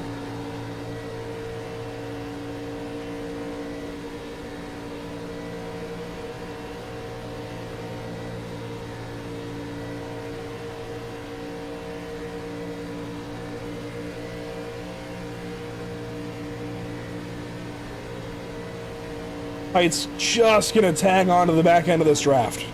That's big for him. And now, off of turn 2, there you see John Porter in the 43. He seems to have gotten things figured out. He is on the lead lap, but not anymore. He will go a lap down. And the whole field squeezes on by. The 43 going to fall on back. The leaders continue on. This is the most we've seen a non-Hendrick or DEI car out front, I think, all day today, Zach. The 42 of Smith suddenly showing up. I know we had the 0 out there for a while. Pressey did lead for a little bit. But this 42 has been relatively uncontested the last handful of laps. Arthur just riding in behind, and of course if you have 2 cars riding, that's going to make it more likely that the rest have to ride as well. I think we're starting to see some more patience, though. I'm going to knock on wood when I say that, too, because I don't want to jinx anything. But these guys have started to settle in a little bit more. We see, looking back through the field, that everyone's majority single file. Kind of being a little bit more patient, doing some fuel conservation, sitting down there on that bottom line. They're burning up the tires a little bit more, but honestly, they've got the tire sets to be able to burn. I think back to a little bit of some words of wisdom, I'll say, that you were talking about. If you've got the tire sets, use them. And they're going to have the tire sets, so why not try to experiment a little bit on the run? Run the bottom, do some fuel saving, try to see if you can hit your numbers in case this does go into a very extended green flag run.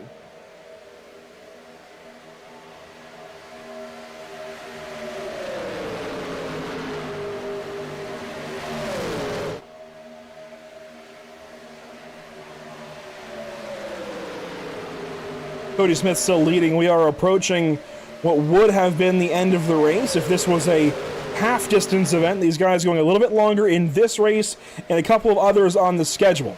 I believe the 3 that Josh Conover outlined to me are Daytona, Charlotte, and Indianapolis, where these guys are running just a little bit longer. And I think it's just those 3. I think is what Josh and Brady mentioned. The rest of these races should be more like 60% length. This one, a tad longer. That means these guys have to focus up a little bit more. They've got to be a little more on it tonight. And we've seen already the caution count has crept up. It's 7 cautions for 22. I'm going to be honest, it feels like it's been more. I think because of the couple of caution incidents we've seen and restart incidents we've seen, I think a couple of those kind of got like stuck in the same caution that was already out. Regardless, Zach, right. I think we're starting to hit a decent stride now. These guys have been out there for about 22 laps.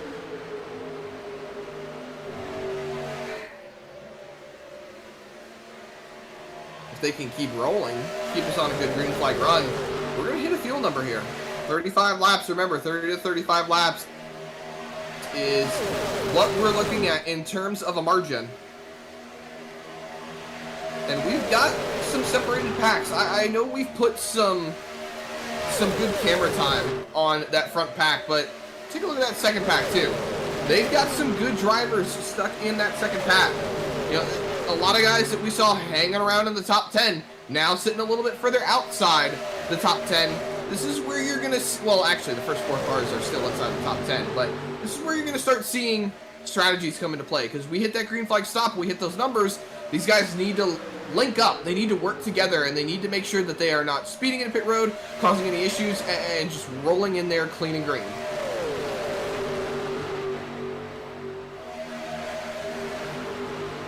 Laps, of course, starting to click down as opposed to up. This pack led by Baumler, who's led a handful of laps today.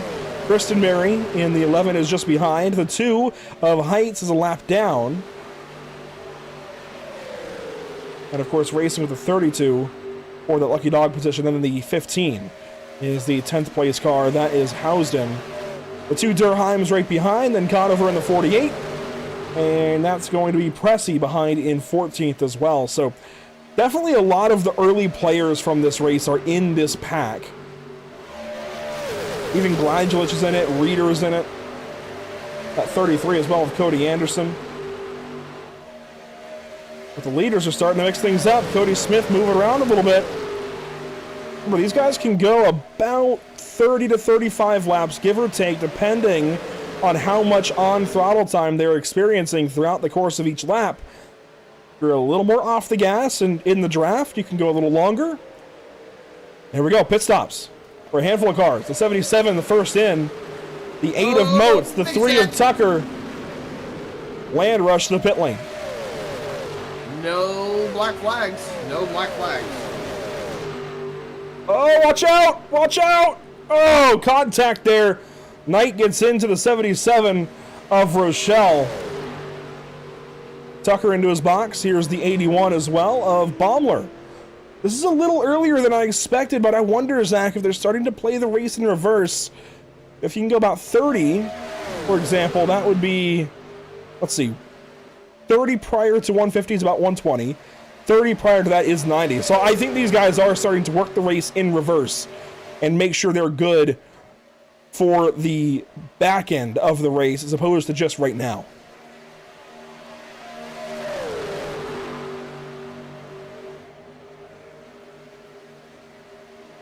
Alright, I'm trying to do some mental calculations now. I know I say it, I hate math, but honestly, I've gotten to a point where I can't help but start doing it on my own. But I'm just looking at some of these numbers and how these guys are going to have to play the remainder of their race, especially with just making sure that they're not getting black flags or anything. They'll speed, watch your entry speed, watch your exit speed, make sure you hit the bloodline. I feel like these strategies are really going to start taking effect, especially with these guys wanting to or wanting not to take tires, rolling up on the 15.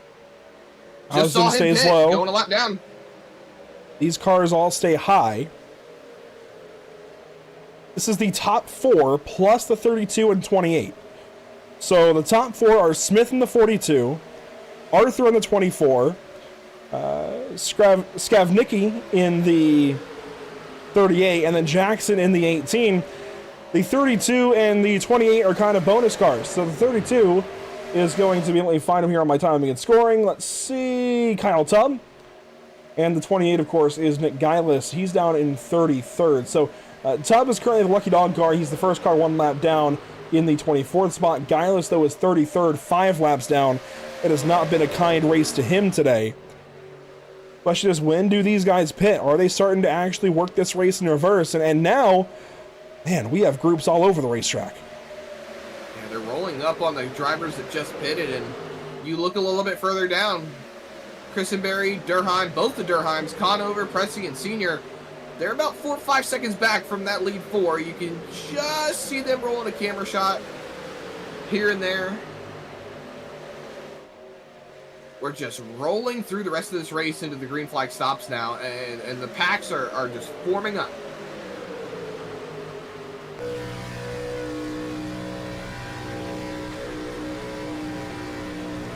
Want to give a big thank you to our partners here at the channel, Whiplash SimCams, of course, bringing you the visuals of today's show. MX Wraps, a big partner as well. ATVO, Murtis Esports, CC's Business, and the North American Racing League. That Driver of the Day vote is coming up. We'll be talking about it in probably about 40 more laps, maybe 30.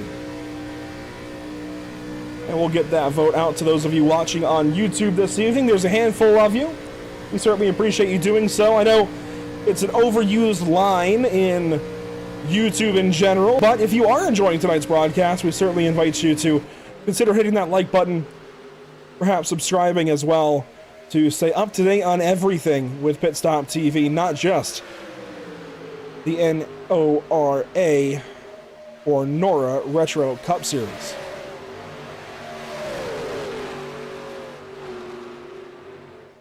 We're within about 5 laps of pit stops. One car, I think, just spun to the inside. Yes, Brody. Or Brady, rather. Brady. Problems. He's already 10 laps down. This just made everything worse. What is the saying? Don't kick a man while he's down.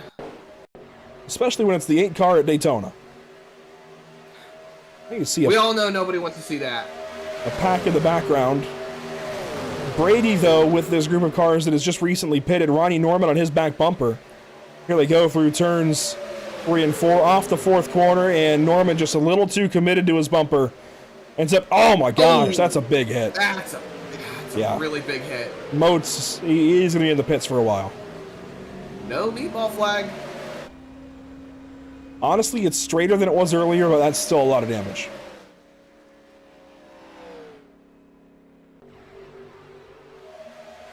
And this is getting exciting now for the leaders. The 42 is the leader.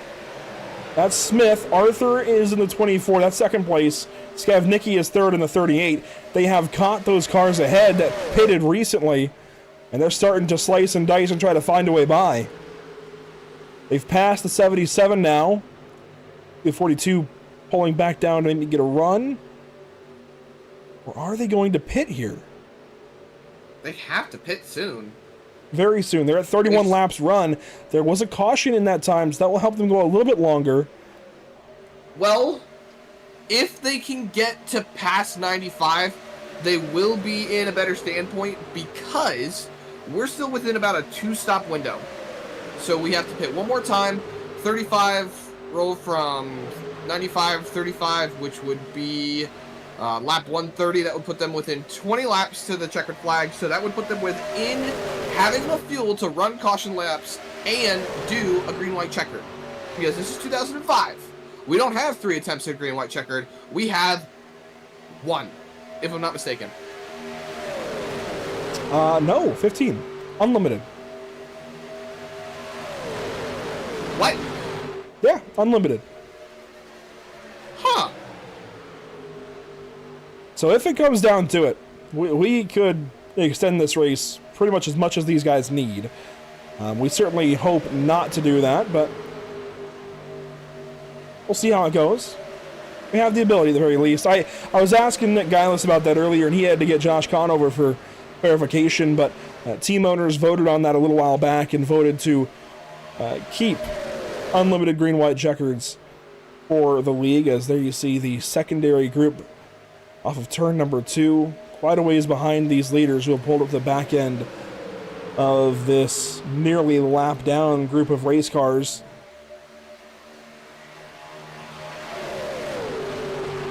I think the 42, the 24, 38, they're all getting ready to pit. I think otherwise they would have tried to go by these lappers. They must have pit lane on the mind if they're staying in line down low like this. Oh, I'm hearing call-outs. Call-outs over the radio. 42, 24.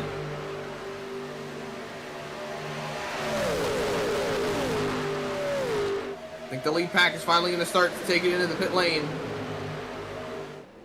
They're 18 this time. So here come your leaders around turns 3 and 4. They're going to have one pit stop to do after this. This will not be their final trip down the pits, whether it's under caution or green. Here they go. Arthur aggressive on brakes. He's trying to pass, and he will pass Cody Smith into the pit lane. What an entry for car 24. That is some important track position. Durheim. 20 car, Gladulech, black flag. Durheim stays out. Arthur into his box now. Let's see what he does. Gladulech right on through. Left side's going on for Arthur. 2 tires here. He's setting up to put rights on later.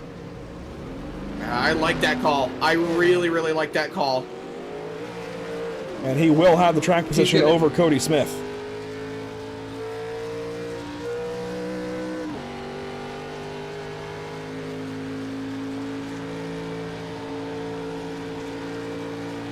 Pit stops. Durheim coming in. The Durheim brothers, Conover, Pressey. Whole handful of cars coming in this time around. Josh Conover with, I believe, the longest trip of anybody down the pit lane in this group. Right to his box. Right side's going on for Conover, will be 4. It looks like it.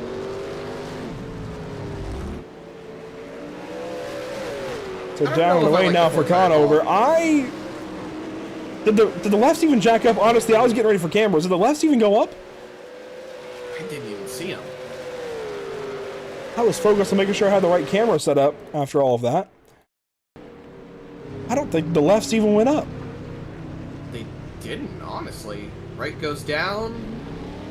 He's back on the throttle. He's waiting. So that was just a lot of fuel Still a 2-tire stop. So that's a big field stop for the 48 car. And now Wayne Sparks into the pit lane to lead the next small group of cars in. Logan Neal also pits in that 97. The paint didn't load for him, but he will be in the Kurt Busch 97 here this season. And there's Sparks. And there go the leaders. Sparks, 2 tires down and away. And the leaders will drive away from car 5. He will cycle back well outside of the top 10. He needs a caution to get back in this one for sure. Galadulich has become the race leader. He went straight on through. He's got the 91 here. I believe that's going to be, who is that? That's Brad Fulham. But Galadulich still needs to pit.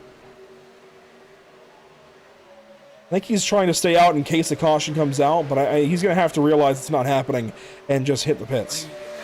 He had some sort of penalty, but it looks like it must have been some sort of, I don't know, but race control has actually cleared the penalty levied against the 20 car. He's really just waiting to see if he can get a caution, potentially.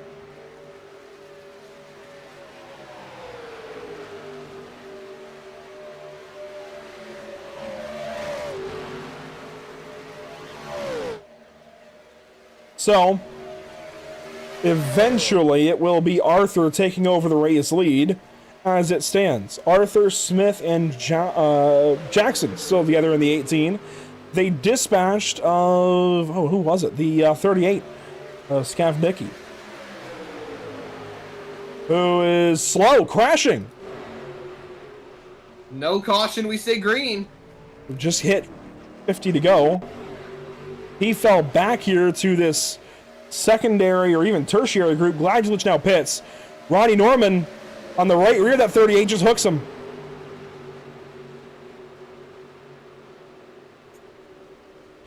Tell you what, Zach, if we get a red flag, Ronnie Norman might want to get out of the car, not tug on the fender, but just go check how far that front bumper extends. That was 2002. Oh, no. Oh, my goodness. I am really surprised that was not a caution. Yeah. That would have definitely helped Gladulich. Would have just been able to save him, I think. And now our leaders have approached the slower Evernham cars of Fulham and Kleba. This is sketchy, though. They've got Donald Knight just behind of the 21. He was just pushing all over the back end of the 18 of Jackson. And that is something you do not want. But if this race goes green, Zach, if we stay green and go through another whole pit cycle, these are your 3 for the win. Arthur, Smith, Jackson. If this stays green, there's no catching them, I don't think.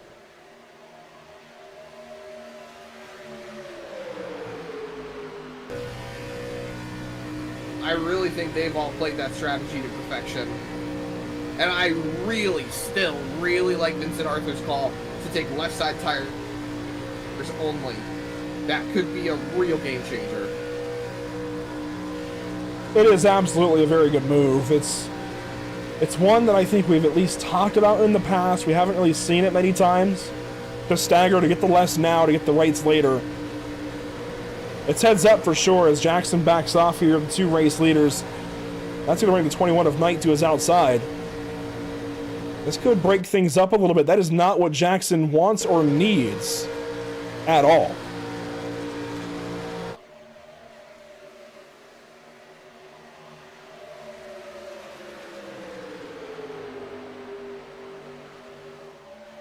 This race has really changed. From 100 laps ago, Zach, this is a completely different story.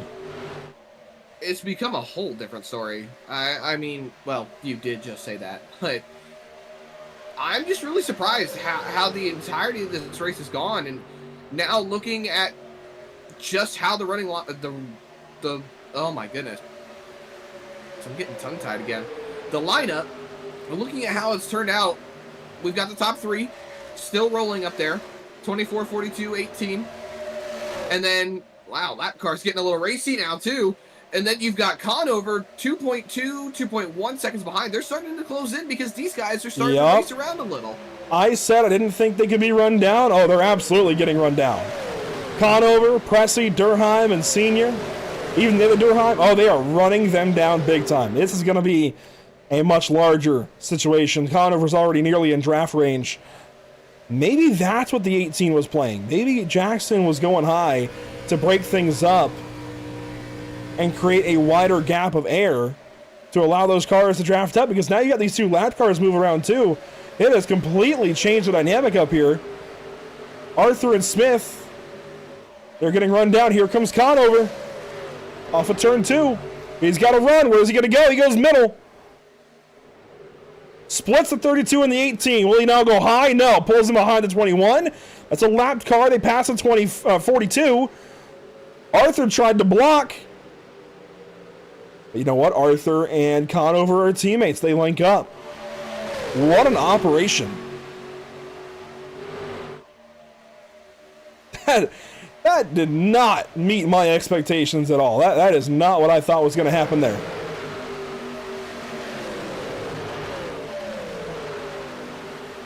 It's starting to turn into a crazy scenario now. We're 3 wide, raced it into 1.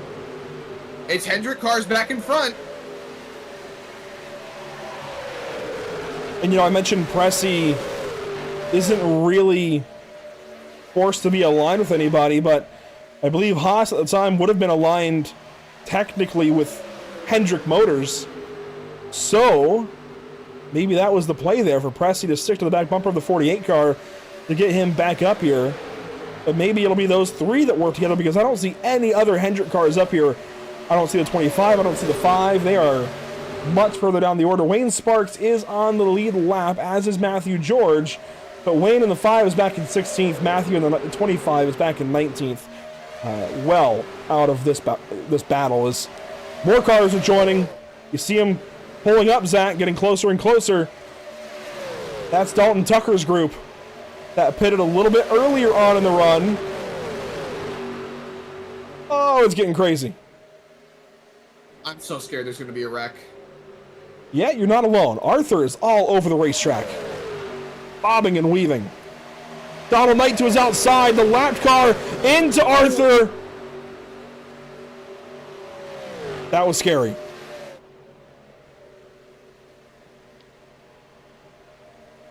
Leaders down low, lapped cars up high. Pressey and Durheim, the 0 and the 16, they are for position here. But the 21 and 32 are not.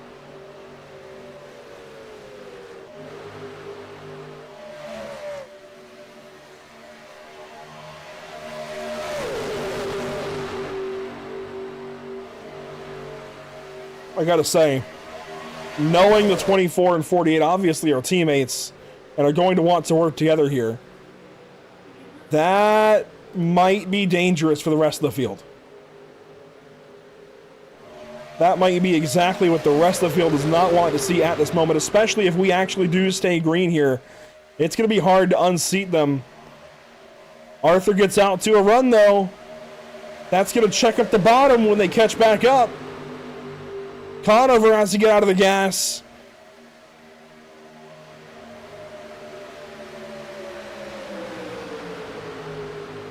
And you see Conover, he just got real loose. He is still getting loose.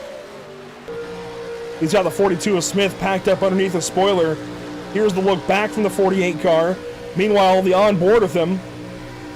This is inside the car. Driver's eye POV.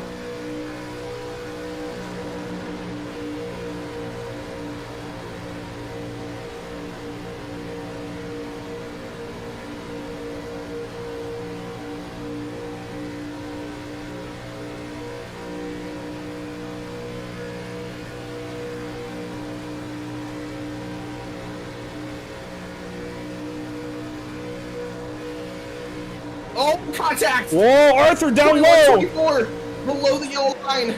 I was trying to look through some notes and timing of scoring, and you start yelling, and I look up, and yeah, Arthur's down on the apron. Well, we're inside of 40 to go now. That was 40 to go. Honestly, the sound of the 48s onboard was just droning me into a relaxed state. It was very relaxing to hear these motors again. We might be the weirdest bunch, race fans. We might be the weirdest bunch. We would happily burn a race fuel or burnt rubber scented candle. We get lulled to sleep, or at least into a more relaxed state, by the engine sound of a V8 screaming at 8,000, 9,000 horsepower. Not horsepower, RPMs. Bear with me, it's been a long day. But we are a weird bunch.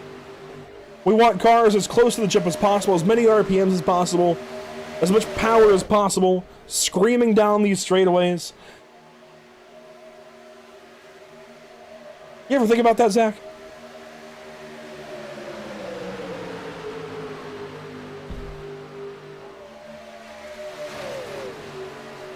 I think Zach is working on his mic a little bit, but Pressy's starting to move around. That zero is starting to look for daylight. We're going to go on board with him now behind the wheel. He was just sticking his nose to the middle lane. Now Arthur and Conover go high. Durheims are down low. Those brothers in the 16 and 17, if they are anything like Roush Fenway was in these mid-2000s when we hit the intermediates, oh man, they could be a potent combo.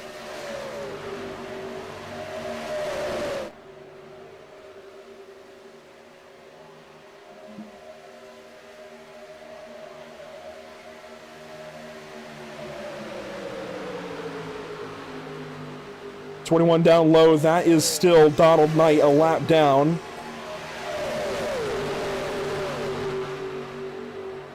He's actually racing. I didn't even realize. So that explains, Zach, why the 21 and 32 are racing so hard. They are racing for the lucky dog position. And that now includes the 15 of Housden, who's just pulled up in between those two. Those three are fighting to be the first car one lap down in case of a caution.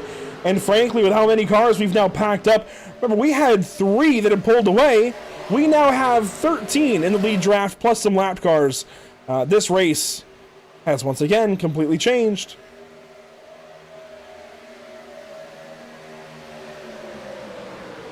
The more things change, the more they stay the same. Hendrick horsepower out in front of the field. And we are looking at...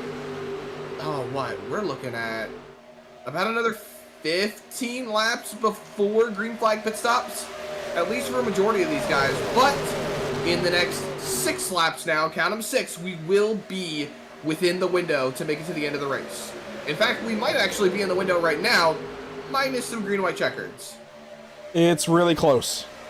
Rochelle is on lap 27 here. He pitted early in that last run. He only has, I would say, 4 to 5 laps left. So he's going to be right on the edge. I expect him around 118 or 119 to hit the pit lane.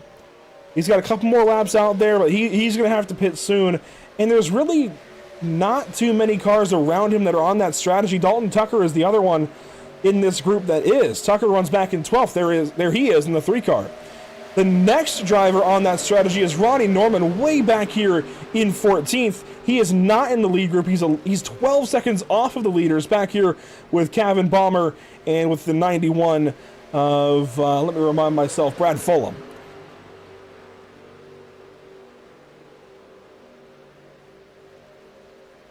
So it is not a great situation in that regard at all for the 77 and the 3. They are going to want a caution, I think.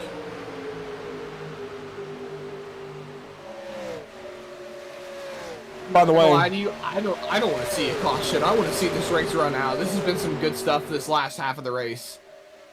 By the way, the sun, of course, is setting. We will not hit nighttime here. Unfortunately, this older scan of Daytona on iRacing does not have lights. At least not installed. I guess that's part of time traveling. You don't get lights. But you can look at the race weather here. 69 degrees in the air. It is dropping. 75 now on track. The winds have calmed down a little bit, but you can tell the humidity has picked up. If you know what to look for in iRacing, you can tell the humidity has picked up significantly since the beginning of this race. You could just about see clearly on this track earlier. Now it's hazy. There's kind of a doom and gloom around the racetrack a little bit. And so despite being February 1st here in Sim, the humidity spiking here in Florida. Right on the edge of the pit window, watch for the 77 and the 3 to pit. They are in line together, but they're on the top side. Tucker is up to 6th. You see Gladgelich down low. He's a lap down. In fact, he is now racing in that battle for the lucky dog. He is now against the 15, the 32, and the 25, and the 21. It's 5 cars, 1 down low. Hang on, who is that? That was the 88, I think. Was close. I was about to say, you saw the 84 of Hernandez go another lap down. There's Nick Ham going further backwards in that number 88 car. He's 9 laps down now. 9 laps down in that car. That sucks, but you gotta admire the attrition. Staying out there trying to get it done. Up front, more lap cars ahead. The pit window continues to remain open as we go to the end of the race. I'm hearing a couple of drivers talking about heading in. Some communication over the radio.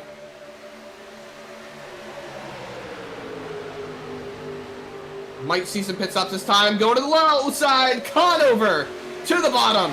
Taking that 48 car down to the yellow line, and he is going to take over the race lead. I think drivers are starting to migrate down to the bottom and get ready for those green flag stops. Some lap cars ahead. This might be the perfect time to hit the pits. Those lap cars are going to make it tricky, though, for anybody trying to pit down low. The 43 low, that's Border. The 9, that's Kleba. Oh, watch out. Here we go. Here comes the 15. Couple cars going in. The 15, Cars the 77, the 3. Dog.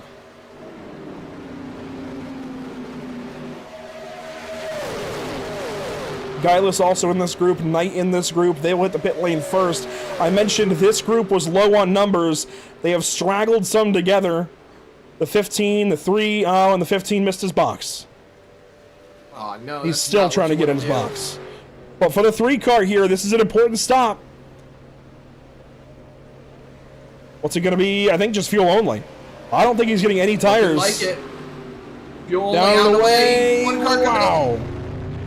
That was close. Here come the leaders. When do they pit this time? No. They will keep going. They can go a bit longer. I mentioned those other cars, they were kind of tight on strategy because they had pitted so much earlier. These guys have about 10 more laps they can run if they want to.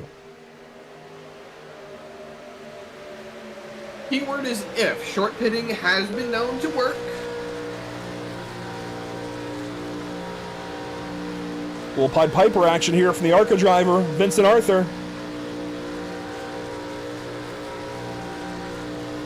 Now, you said Vincent is an ARCA driver. Is he East, West, Main Series? I haven't seen too much of him. I believe he made his first start last season, I want to say on the east side.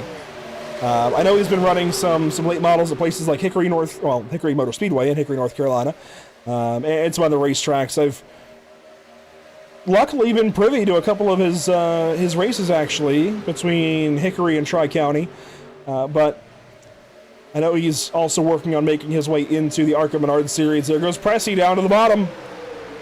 Big run there for the 0. Big shot out of the cannon right there. You know, he said he was getting back up to the front. He popped into YouTube chat under one of our more recent cautions and said he was going to get back up here. He was absolutely not wrong. The problem is that outside line a little too good right now. On board with Arthur. Pressey down low. Conover behind him.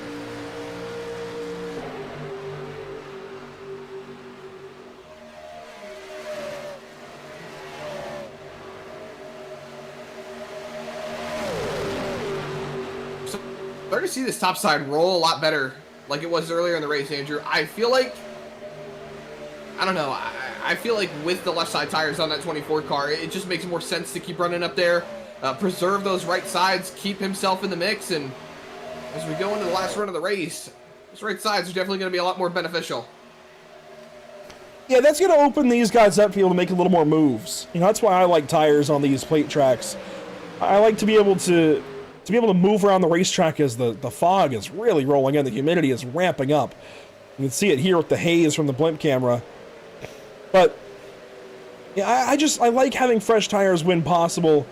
to just be able to make moves with confidence. You know, I don't want to be second guessing, will my tires be able to turn down the racetrack if I want? Or, you know, if somebody hits me the wrong way, will they have the grip to hang on? I just don't want to question that. So, especially here late in the race, when these positions matter that much more, I definitely want the best tires I can get for the very end.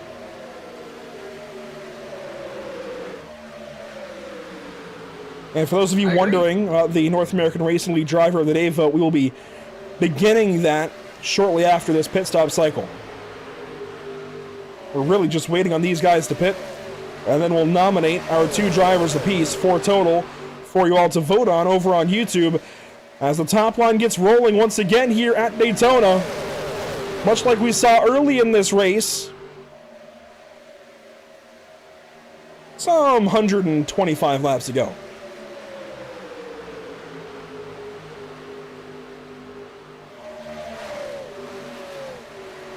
More lap cars up ahead. Trying to get single file. They're a little bit broken up in front of these leaders. That could cause a bit of an issue. But we've seen them navigate through the traffic quite well so far throughout this race, and I don't see why now would be any different. Rotating to the bottom are the lap cars, and that's going to allow them to roll along that top side. There you see some of the drivers that have pitted already, notably the 3 car of Tucker.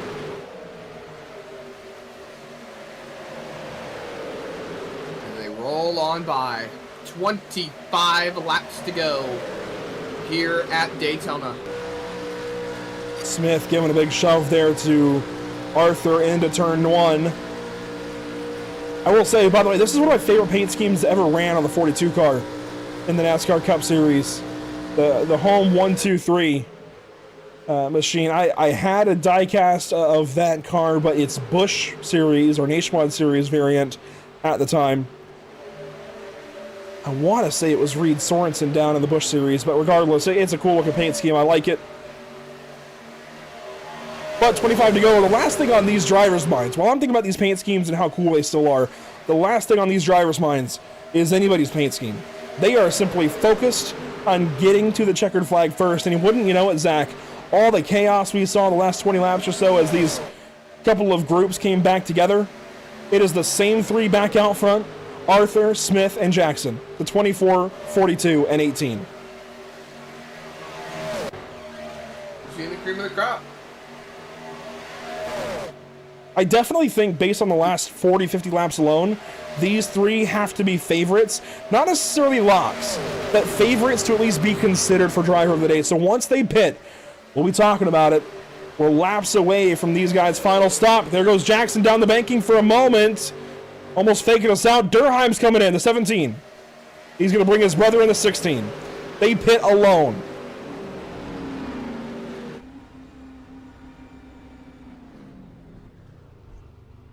Into the box for Durheim. Let's see.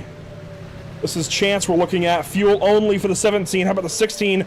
Slow into the box. Doesn't want to slide the tires. Fuel only there as well. I'm just afraid Chase got in there a little too easy. There goes Chance. His brother to the inside. And they will roll off a turn, well, off of the pit lane. Not off of a turn, but off the pit lane. Oh, man. What happened here? Well, here come the rest of the leaders, Zach, but Pressey completely fell back 9 seconds of these guys. Something broke the pack up, and I didn't realize that Pressey lost the draft. But here we go, final stop of the day for these drivers. No black flags for anybody as we roll into the box. 25 missed his box. He is racing to get his laps back. Here's the look at Josh Conover. He's taking right sides. He will get down in the way with Arthur. I like that they have tires, but I don't like the track position. They set themselves up for this, though. Christenberry leads off the pit lane with the help of his teammate. That's going to be Brandon Jackson just behind, and then Jacob Galadulich behind as well. So Joe Gibbs Racing Cars now out front, 3 of them, if they can maintain this track position. Only 2 of them for a position, though, as Galadulich, looking over timing and scoring, is 1 lap down. Everything's starting to take hold now.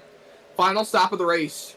Regardless, I mean, we could have some green-white checkers, maybe want to come in for some tires, but this should be the final stop of the race. As we roll, I don't know, Andrew, this could be turning into quite the chaotic situation. Turning into, it definitely is. It's the calm before the storm. We've seen it get chaotic a few times. It's going to be once again, I think.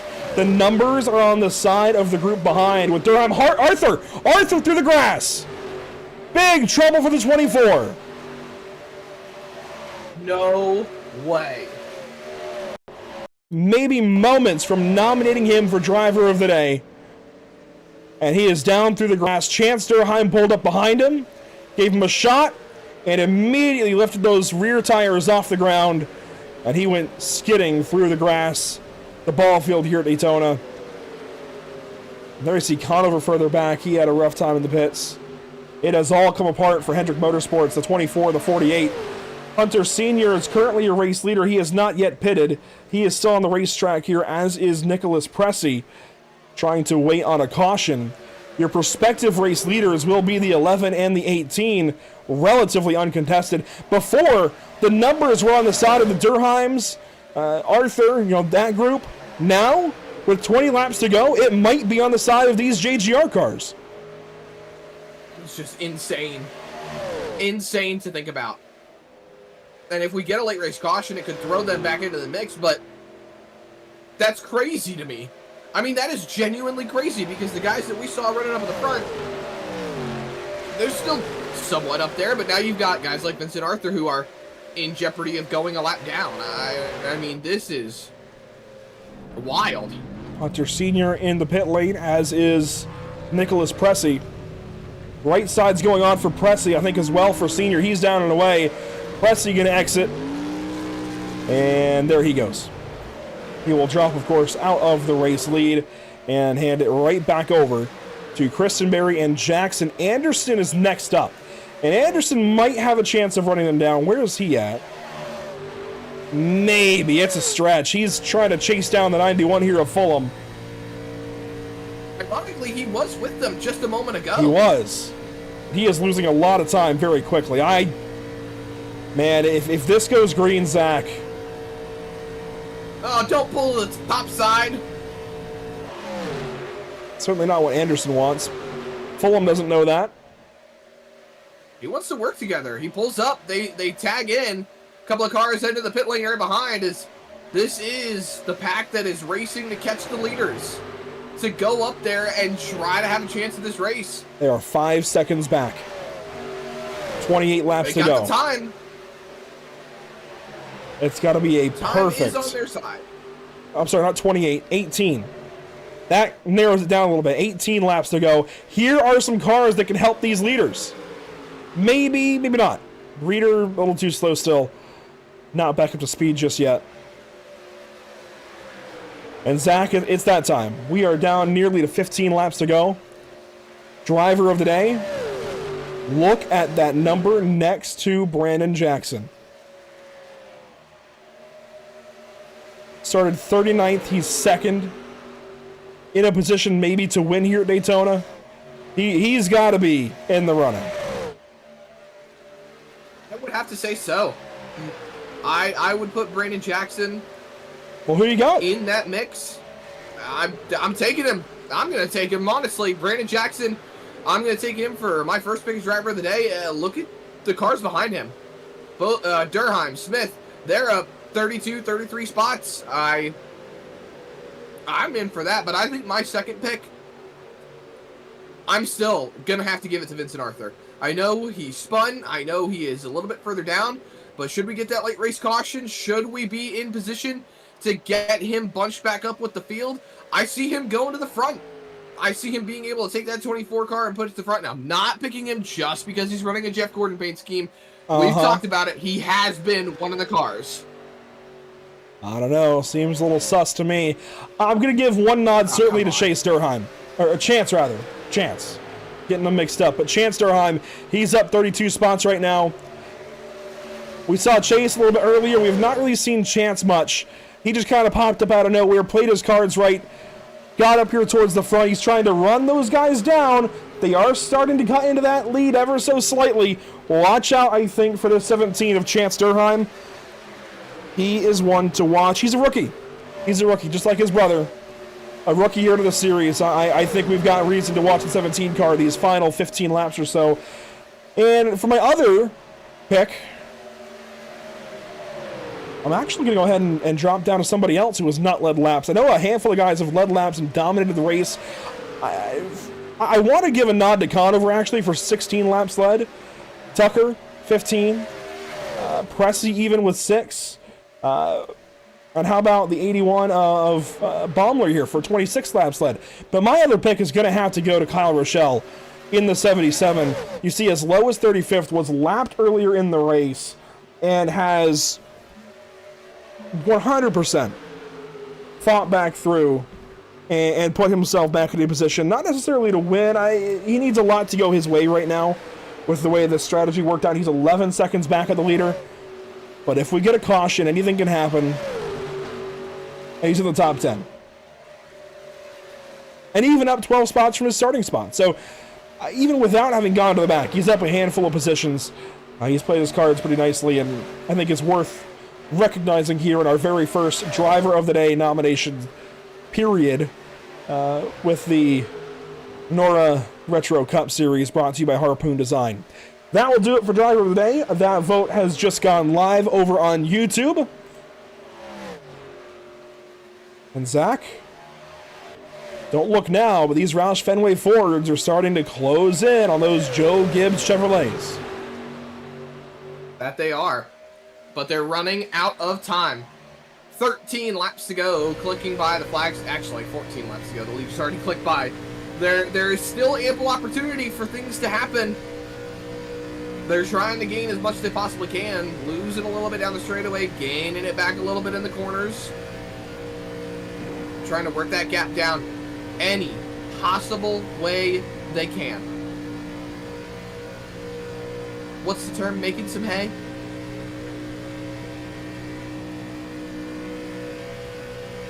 They're trying to. 4 seconds back now. The delta that you're seeing between Durheim and Jackson, that's 3rd to 2nd. So that's the gap between the 18 and 17 right now. Kristen Mary's a little further ahead, but not a whole lot. Regardless, just inside of 4 seconds now. This will be 12 laps to go.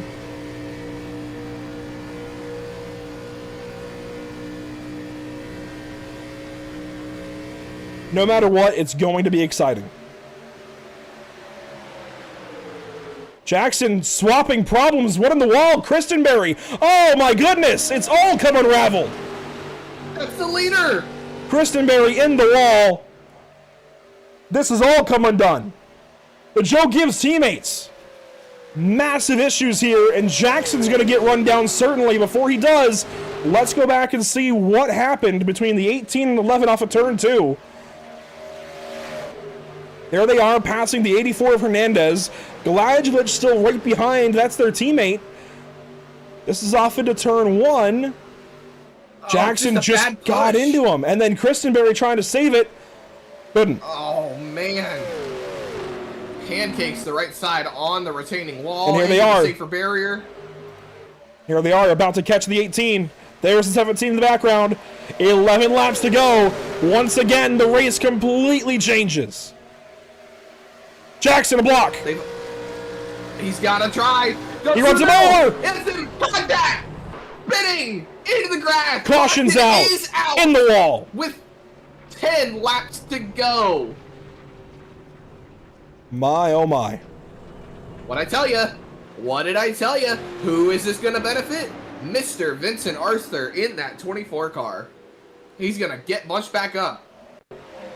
And potentially Rochelle for that matter. In the 77, the driver I nominated.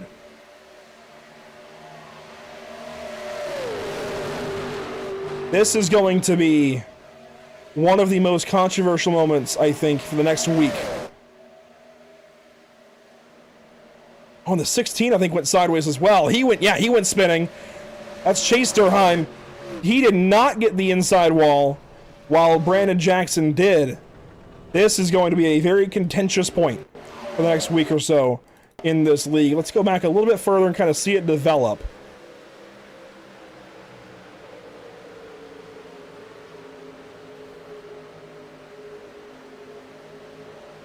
So there go the Durheims around the outside. They had the run.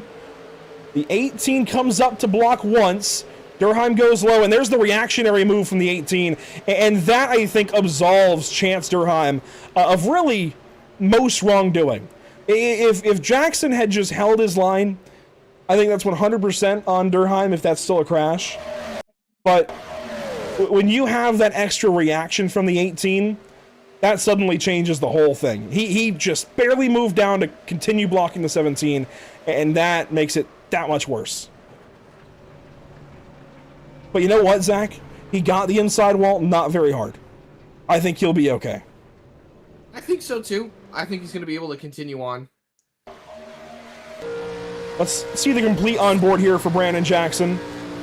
We saw this view already, but let's just jump on board. Driver's eye POV as he spins.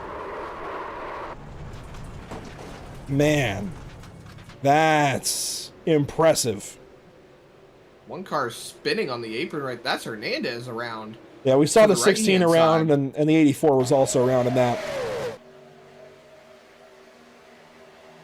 Here's the view of it for Hernandez in the 84. He ends up getting hit, I think, by the 16, and just right in the right rear, and slides to a stop. Did a good job locking it down. I mean, just the littlest of contact that sent that race car around, and that's full well possible too. I mean, you just get even a little tap, it upsets the rear end of the race car, creates a bit of a weight transfer sometimes. More likely it's just disturbed aero-wise, if that makes sense. I know you know what I'm talking about, but it doesn't take much with these race cars to just upset them, especially when they're running at 200 miles an hour.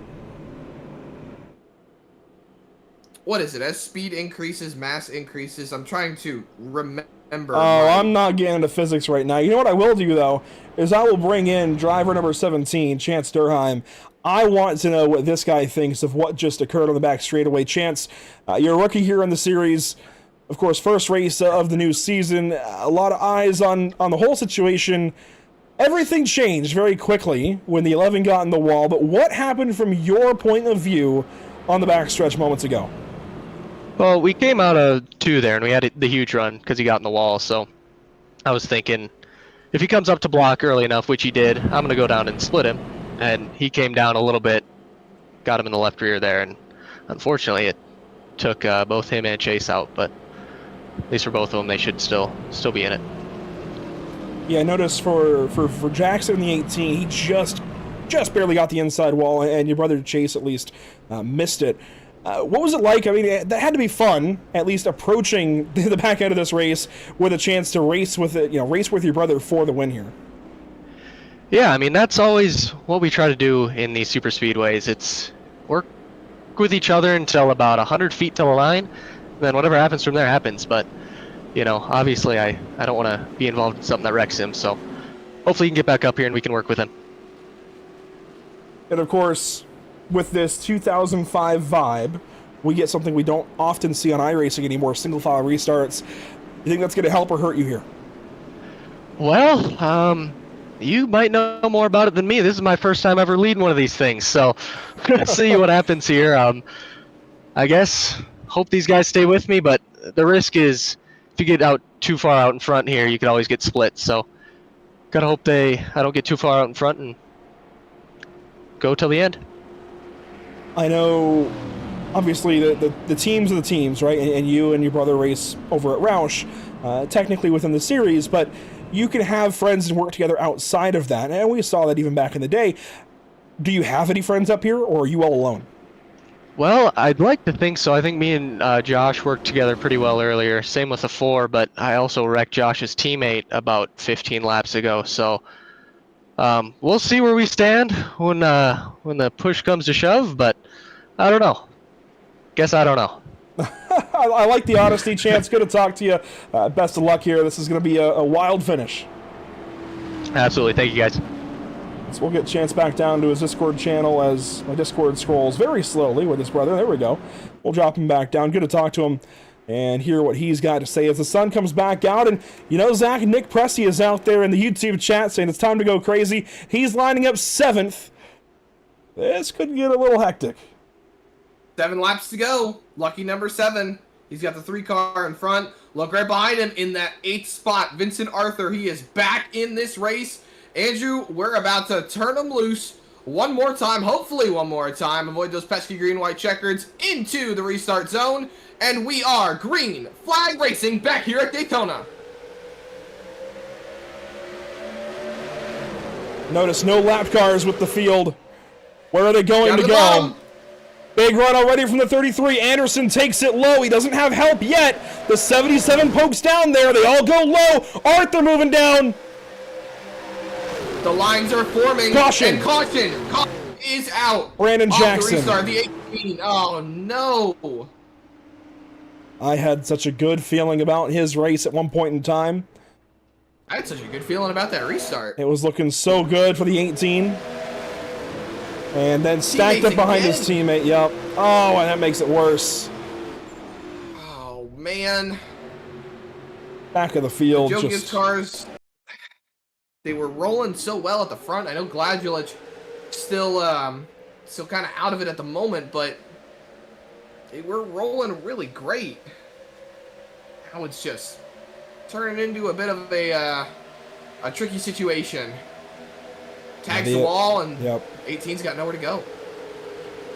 11 just ground to the fence, and that's really gotta hurt, or potentially even sting under the CC's caution for Jacob Gladulich to have to watch both of his teammates end up in all of that. That's here's the onboard of it. I mentioned it. We're gonna look at it. Gladulich coming through the gears. He's lapped. Actually, he's back on the lead lap. And teammate 1 goes low, teammate 2 in the wall. That's not ideal.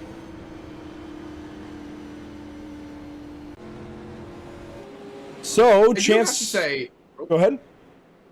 I was gonna say, through what we've seen so far in this race, and the amount of drivers that we've seen either up at the front or running mid-pack or just being hooked up together really well, out of all the teams that are present here today, like Roush, Joe Gibbs, RCR, Hendrick Motorsports, who do you think, and I will extend this question also to those viewers out there in the YouTube chat, because we have got 50 viewers over there on YouTube. About a quarter of you have voted for Driver of the Day, so make sure you vote for that. But a question for Andrew, question for all of you, which team do you think has worked together the best so far through this race? That's a good question. I think in the first 50, I easily would have said the DEI cars. Tucker.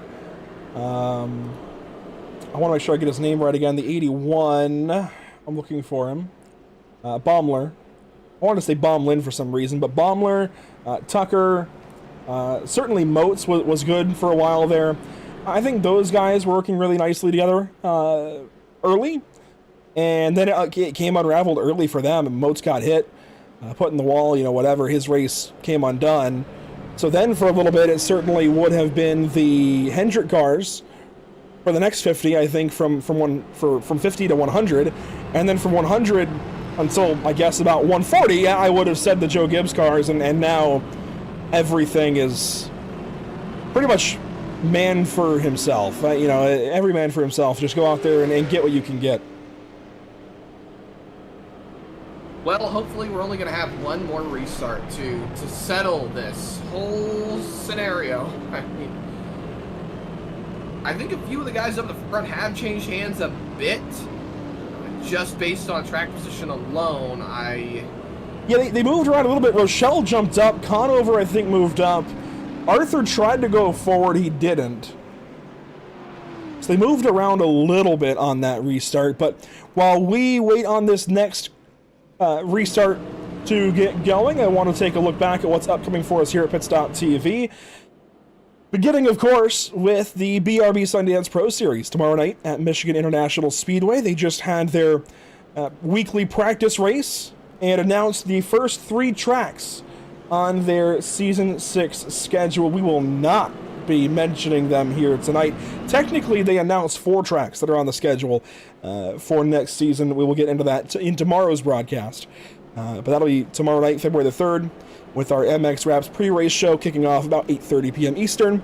And then Thursday, another doubleheader for the North American Racing League, this time with the AM drivers before the stars and cars of the SARA Super Series get after it at New Smyrna in their 10th of 12 races. They are coming up on championship time, even quicker than BRB. They are coming right up on crowning a champion. And you know what, Zach? In that series, Alex McCullum, he's the points leader.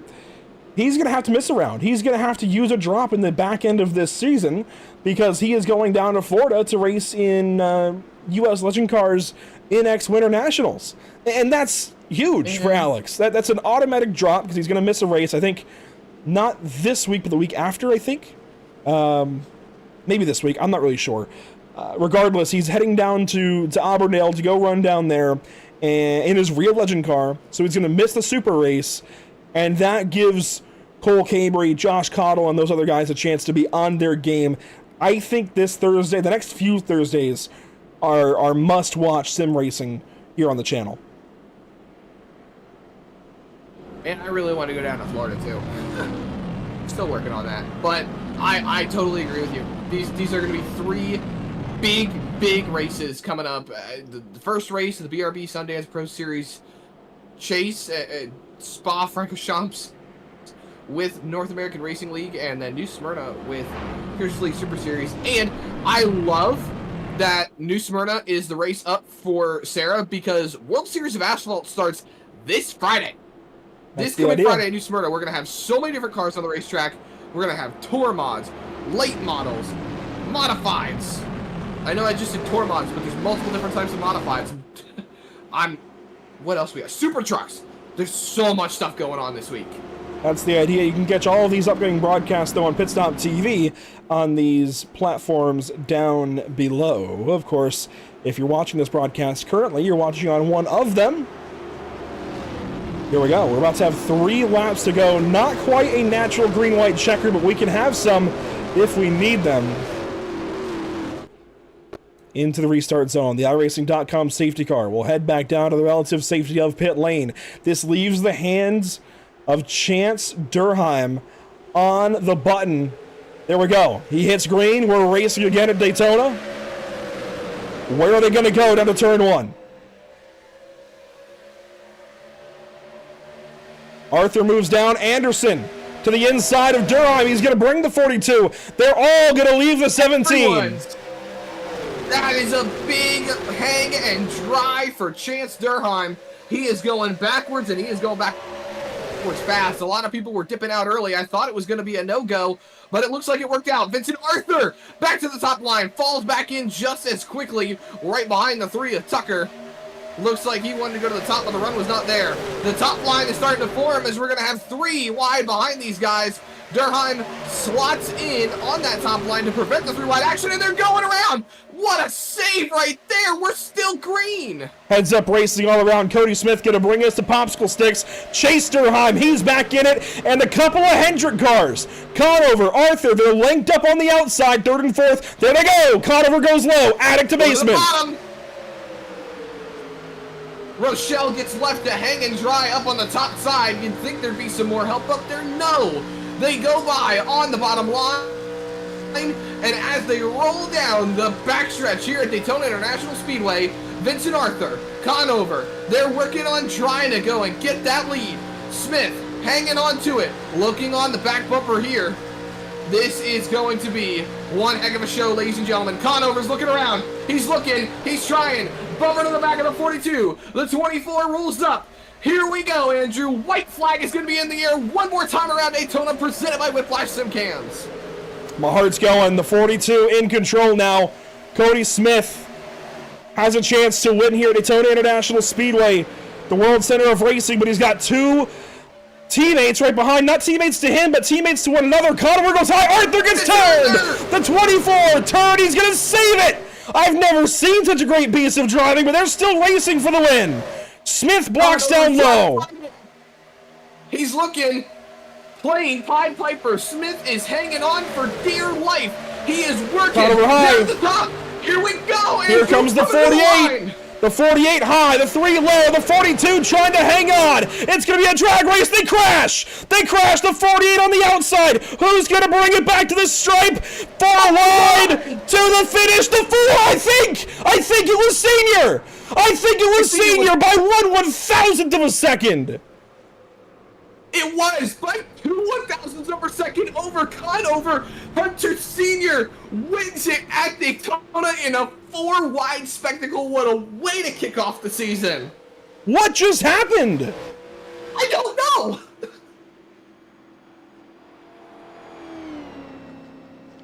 Have you ever?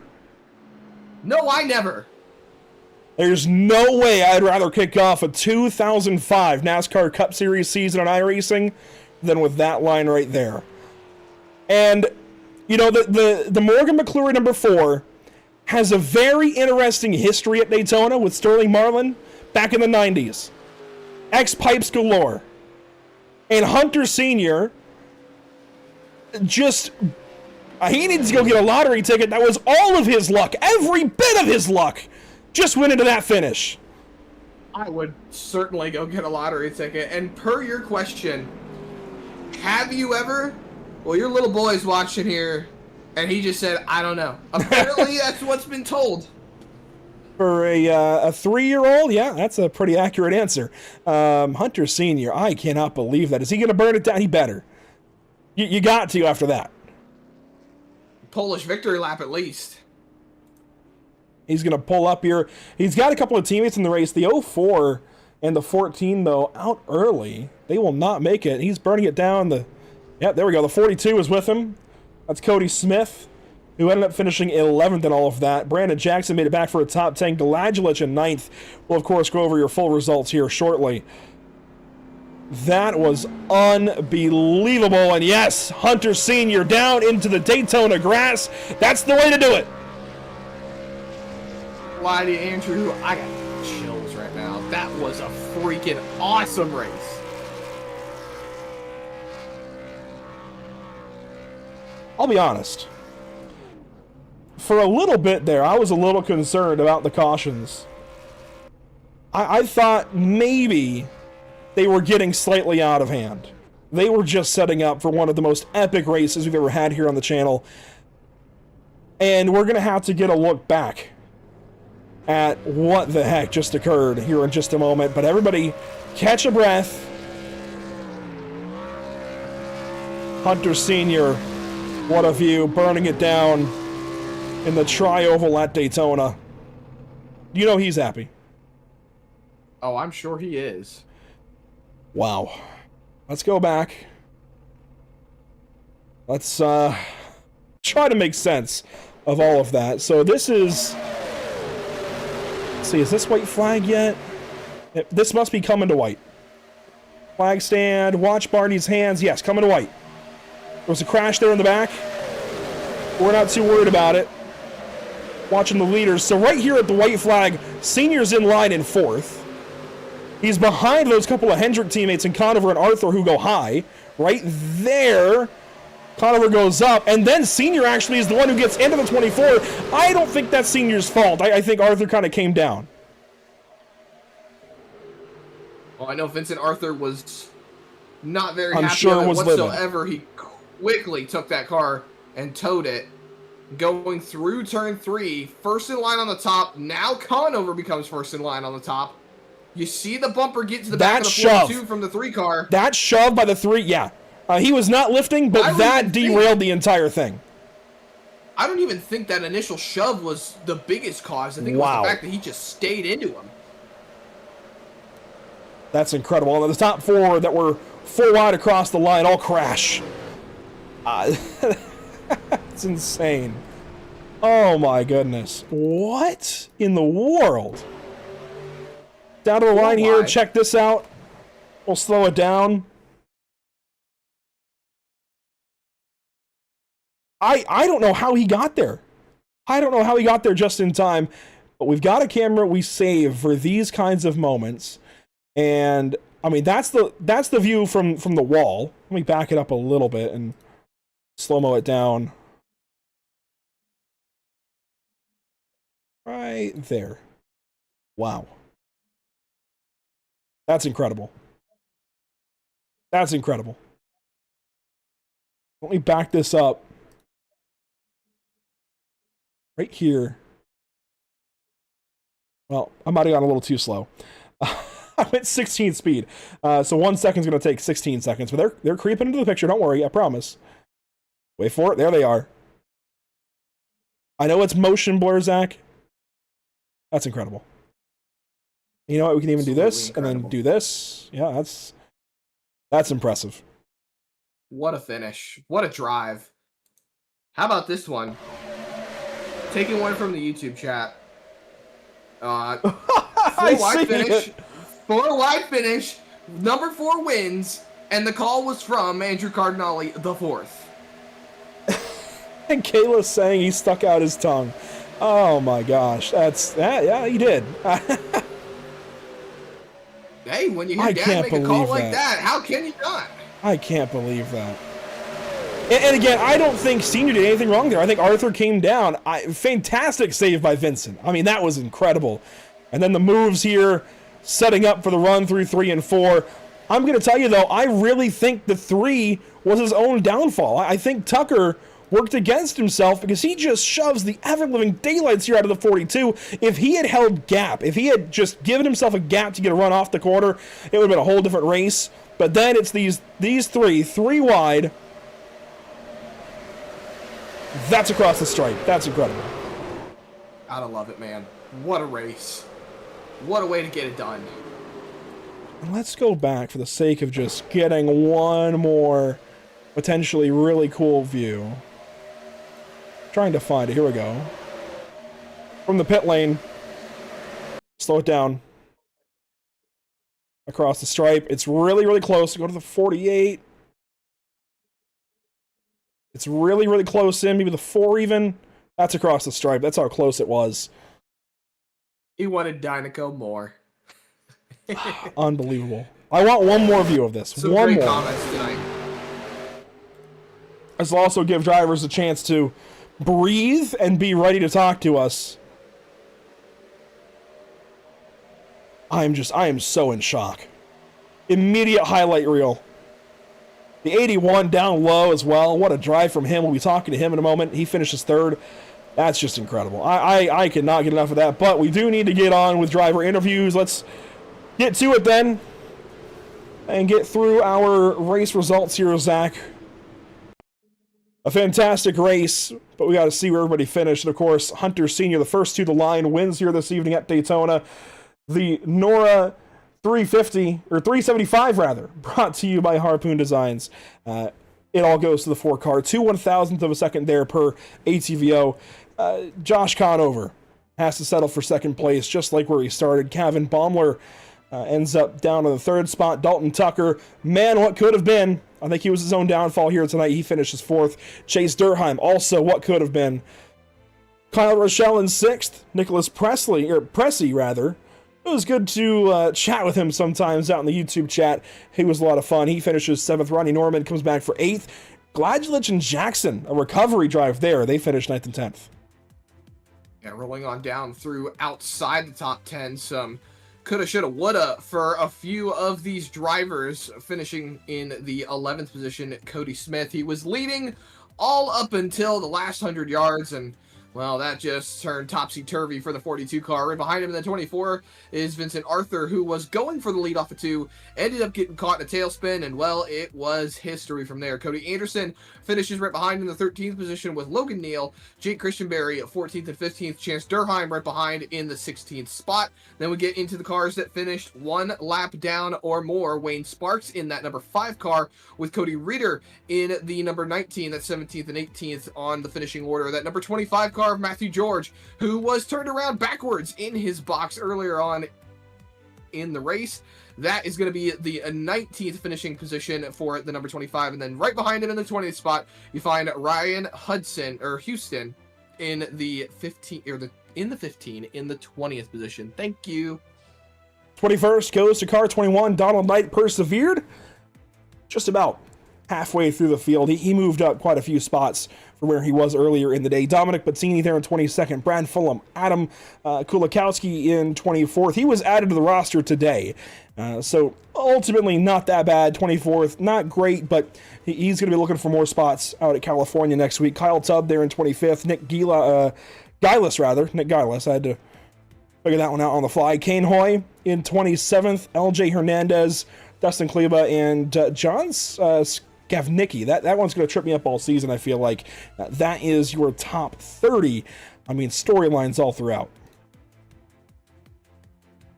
Absolutely. Rolling outside the top 30. Nick Ham in that 31st position with Brian Jones right behind him, 32nd. John Border and Christopher Hayes in the 33rd and 34th position. Kenneth Cheney, Brady Moats, and then Jared Skinner. And up 34th through 37th. We've got 39th for, I'm sorry, you're going to have to help me out with this one, Andrew. You know him a lot better than I do in the 38th position. Joseph Andujar. How do you say his last name again? Thank you, Andujar. And Craig Martin, I know that name, Craig Martin from the TI Racing League, 39th position, 146 laps down. And then Anthony Krobach in the 40th position, and then only one more car just outside that 40 car field in the 41st position, right behind. And that is going to be the 41st spot to Jason Steptoe. The 01 car that had issues there early. Ultimately, it's the number 4 who gets to the finish line first, and got to the finish line first by 2 1/1000ths of a second. Hunter, I don't even know what range of measurement that would be. Can you believe that you got to the line just ahead of Josh there at the line? I'm still in shock, honestly. I can't believe it. Going from, I think it was like, what, 5th? Coming down the back straightaway to winning the race, it's just, I'm still in shock. I would be too. I would be Ricky Bobby right now, not knowing what to do with my hands. I mean, that was an incredible race all around for the entire field. It was a long one. There were some grueling parts with a lot of cautions. How was it from your point of view? I mean, I spent most of the day up in the front. I think the one caution where I went down pit road to avoid one of those mini incidents. It put us in the back, and I went back down to like 19th and just kind of rode it out from there. But, that's just how this car is. And the more, with all these new guys coming in, we're going to have to, work together with a lot of things. And there was a lot of moments tonight where, not a lot of give and take. And I think that's one of the root causes of, a lot of these incidents. And you're classified here as a rookie. Obviously, that's kind of a loaded statement here on iRacing. Everybody's got varying levels of experience. But is this your very first start here in the series? No, sir. I raced about, I want to say, like 10, 11 races last season.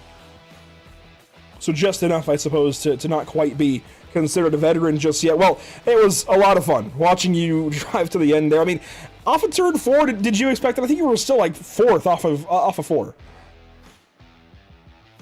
No, in that moment, if time would have frozen, you would have asked me if I had a chance to win that race. I would have said, no, I'm going to take 3rd. And on these restrictor plates, and you're going to see it throughout the season, if I'm in these, I'm not a big fan of these. I kind of despise restrictor plate racing, especially what we're put in, but to be able to, just do what I had to do. I knew as soon as I got to the 48, I hit him and he went low a little, and I had no other opportunity but to go high and take my chance at a win. So, like I said, I'm still shocked. I can't believe it, especially at Daytona. I'm not really that good at restrictor plate racing. Like I said, I'm not a fan of it, but couldn't be more happier with the decision to be able to pull out like that and get it done.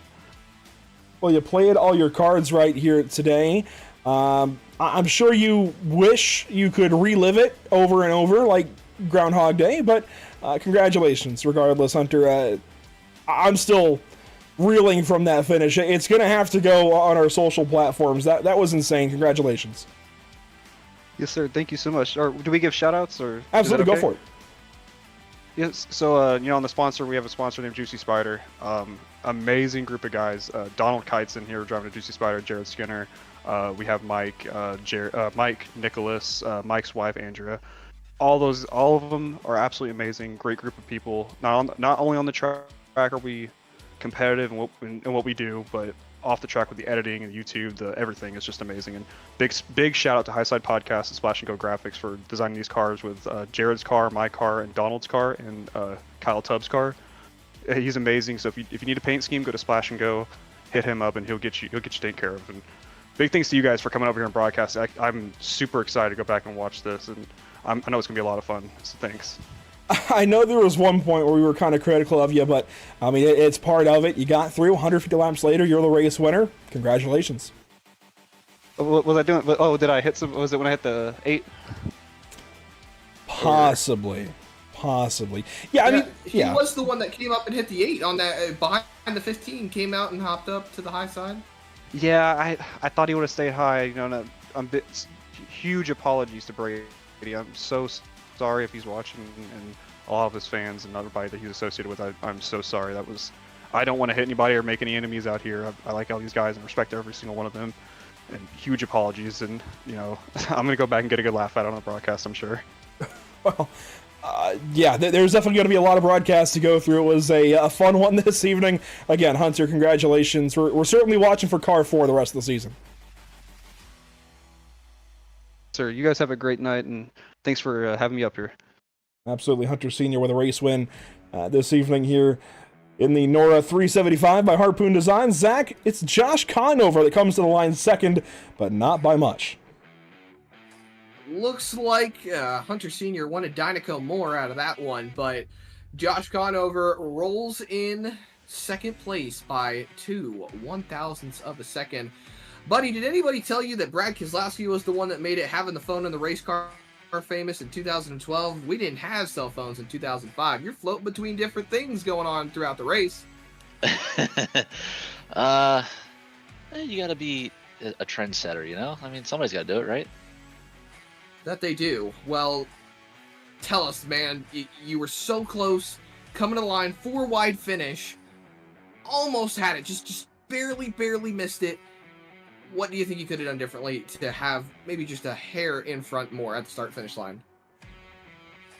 Probably focus on one car more than everybody that's in my mirror. I haven't told Hunter I was watching probably 6 different cars trying to figure out which one would have the better run there at the end, and clearly I chose wrong because I had nobody behind me. So,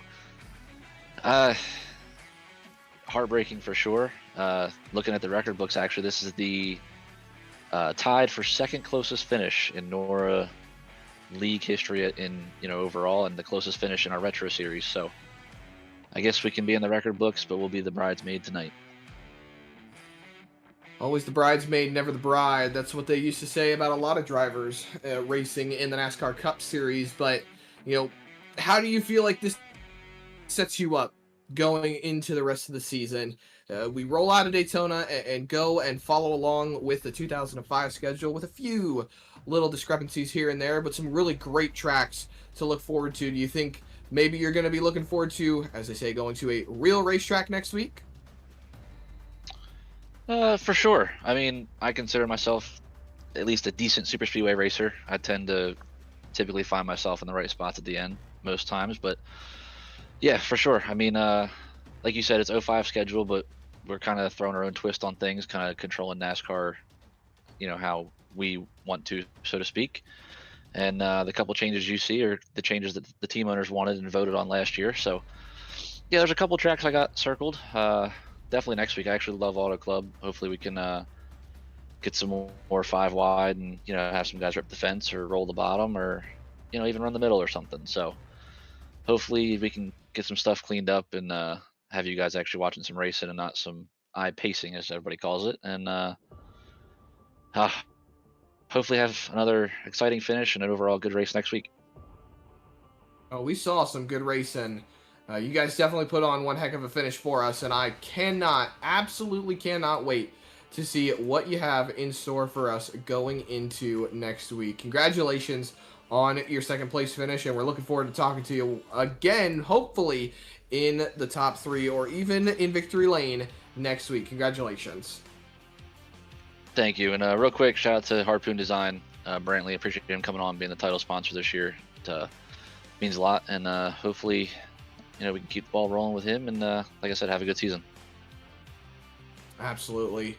Congratulations once again. That's your second place finisher, Josh Conover, Andrew, and then you are standing by with our third place finisher on the night, and gotta feel for everyone involved in that 4 wide finish, everyone had a shot at it.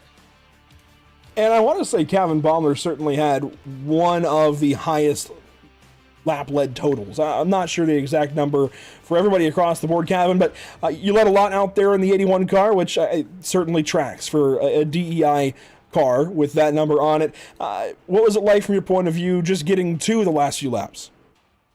That was stressful. We lost the draft there about halfway through the race, and basically I was running with the 7 of Ronnie Norman, just hoping that we could get a caution to get caught back up. Just kind of lost the draft there through the pit sequences, and luckily we got lucky with a caution and started 13th, and were able to make our way back up to the front somehow.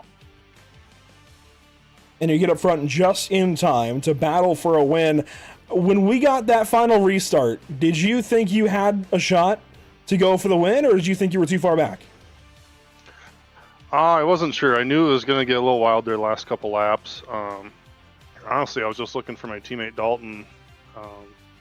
I didn't get to him there until finally the last lap. We sailed it off into turn 3, and I thought, God, we might actually have a chance. And then everything unfolded there off turn 4, and hung a left. I know I went below the yellow line, but the rule book states if you're trying to avoid a wreck, you can do that. So I did try to get back up, and somehow ended up on the podium.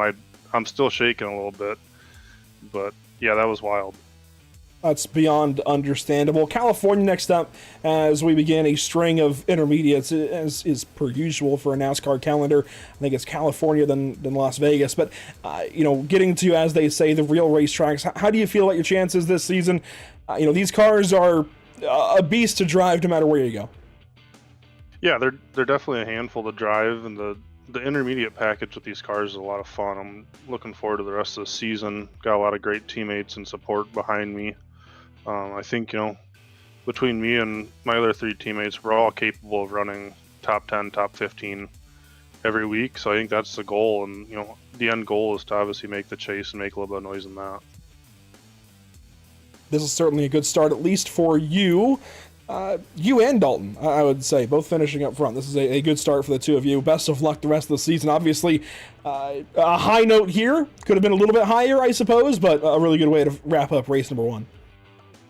Yeah, absolutely. I'm ecstatic. I kind of went into this race with the mindset of just trying to finish and not put ourselves in a hole to start off the season, and we accomplished that. So I'm really happy with the finish and the performance. Well, congratulations on a solid effort here tonight at Daytona. Hopefully we're talking to you again soon. Yeah, appreciate it, guys.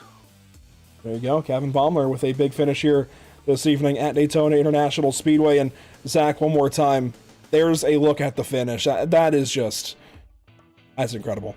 We had 5 cars within 1/10 of a second across the line. Can't believe it. That's a great way to start off the season. I mean, what a finish.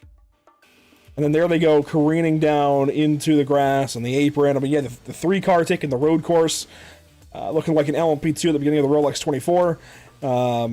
Just incredible. But, I mentioned that upcoming race at California next up for these guys with the interview with Kevin there.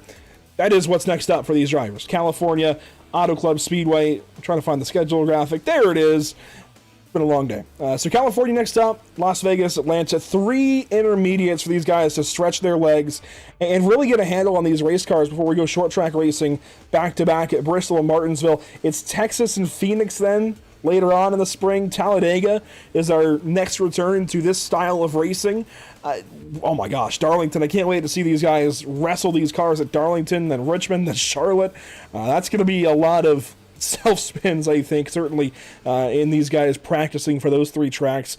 Dover, too, that's going to be wild. I mean, when you think about how hard these cars are to drive, Zach, this schedule gets pretty punishing pretty quick. Oh, absolutely. There's going to be so much to look forward to in terms of just how much these guys are going to be tested realistically.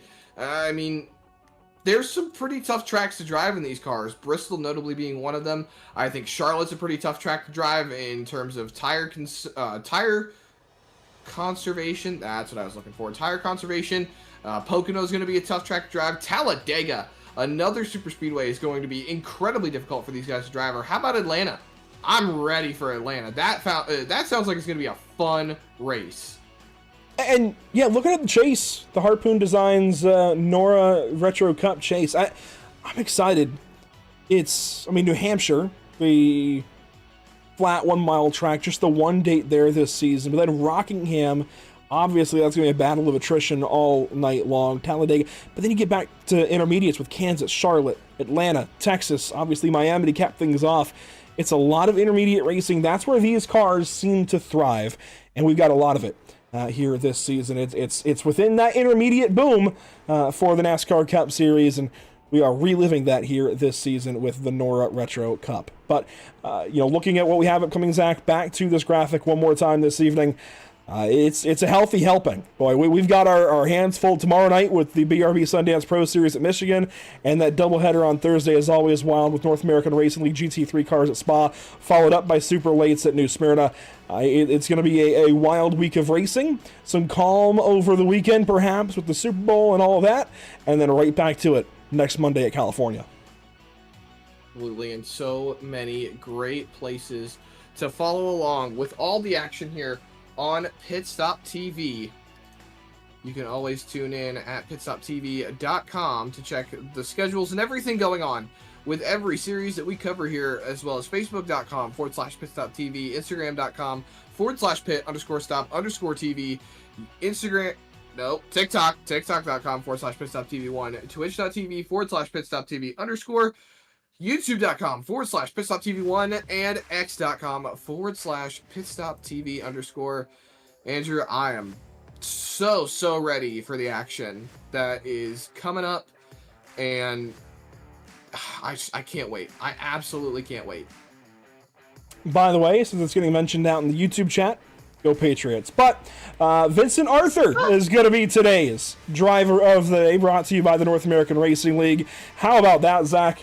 You nominated him. You were rooting for him kind of all day long. I get it. Jeff Gordon fans got to stick together. Vincent Arthur will be today's driver of the day here at Daytona International Speedway for the Harpoon Designs 375. A big day for Vincent. He got a lot of laps led. Certainly, and look, he might have just had the most laps led. I thought Ballmer might have had it. I think maybe it was Arthur, actually, with 28. So Vincent definitely was one of the best drivers this entire race. It was a lot of fun to watch, and I'm excited. I know he's going to be good when we hit the intermediates. I'm excited to see how he does next week at California, but he is today's driver of the day to kick things off at Daytona. I'm excited to see what he's got, Zach. Me too. I'm excited for it, but I feel for you as we end this broadcast, because apparently your household is a Seattle type deal. I don't know, man. She thinks that. Kayla thinks that, but we're Patriots fans in these parts, let me tell you. But that'll do it for us this evening. It's going on. We'll wrap things up, I promise. A big thank you, of course, to Harpoon Designs for being here this evening and helping us with the NORA Retro Cup season. It's obviously a great opportunity to have NORA on the channel and Harpoon Design along with them. A big thank you to our partners with Whiplash Simcams, MXWraps.com, ATVO, Murtis Esports, CC's Business, and the North American Racing League. That will do it for us this evening from Daytona International Speedway. Thank you so much for tuning in. We will catch you all next time here on the channel. Hopefully, you better tune in tomorrow night for the BRB Sundance Pro Series at Michigan with ARCA Cars. We'll see you then.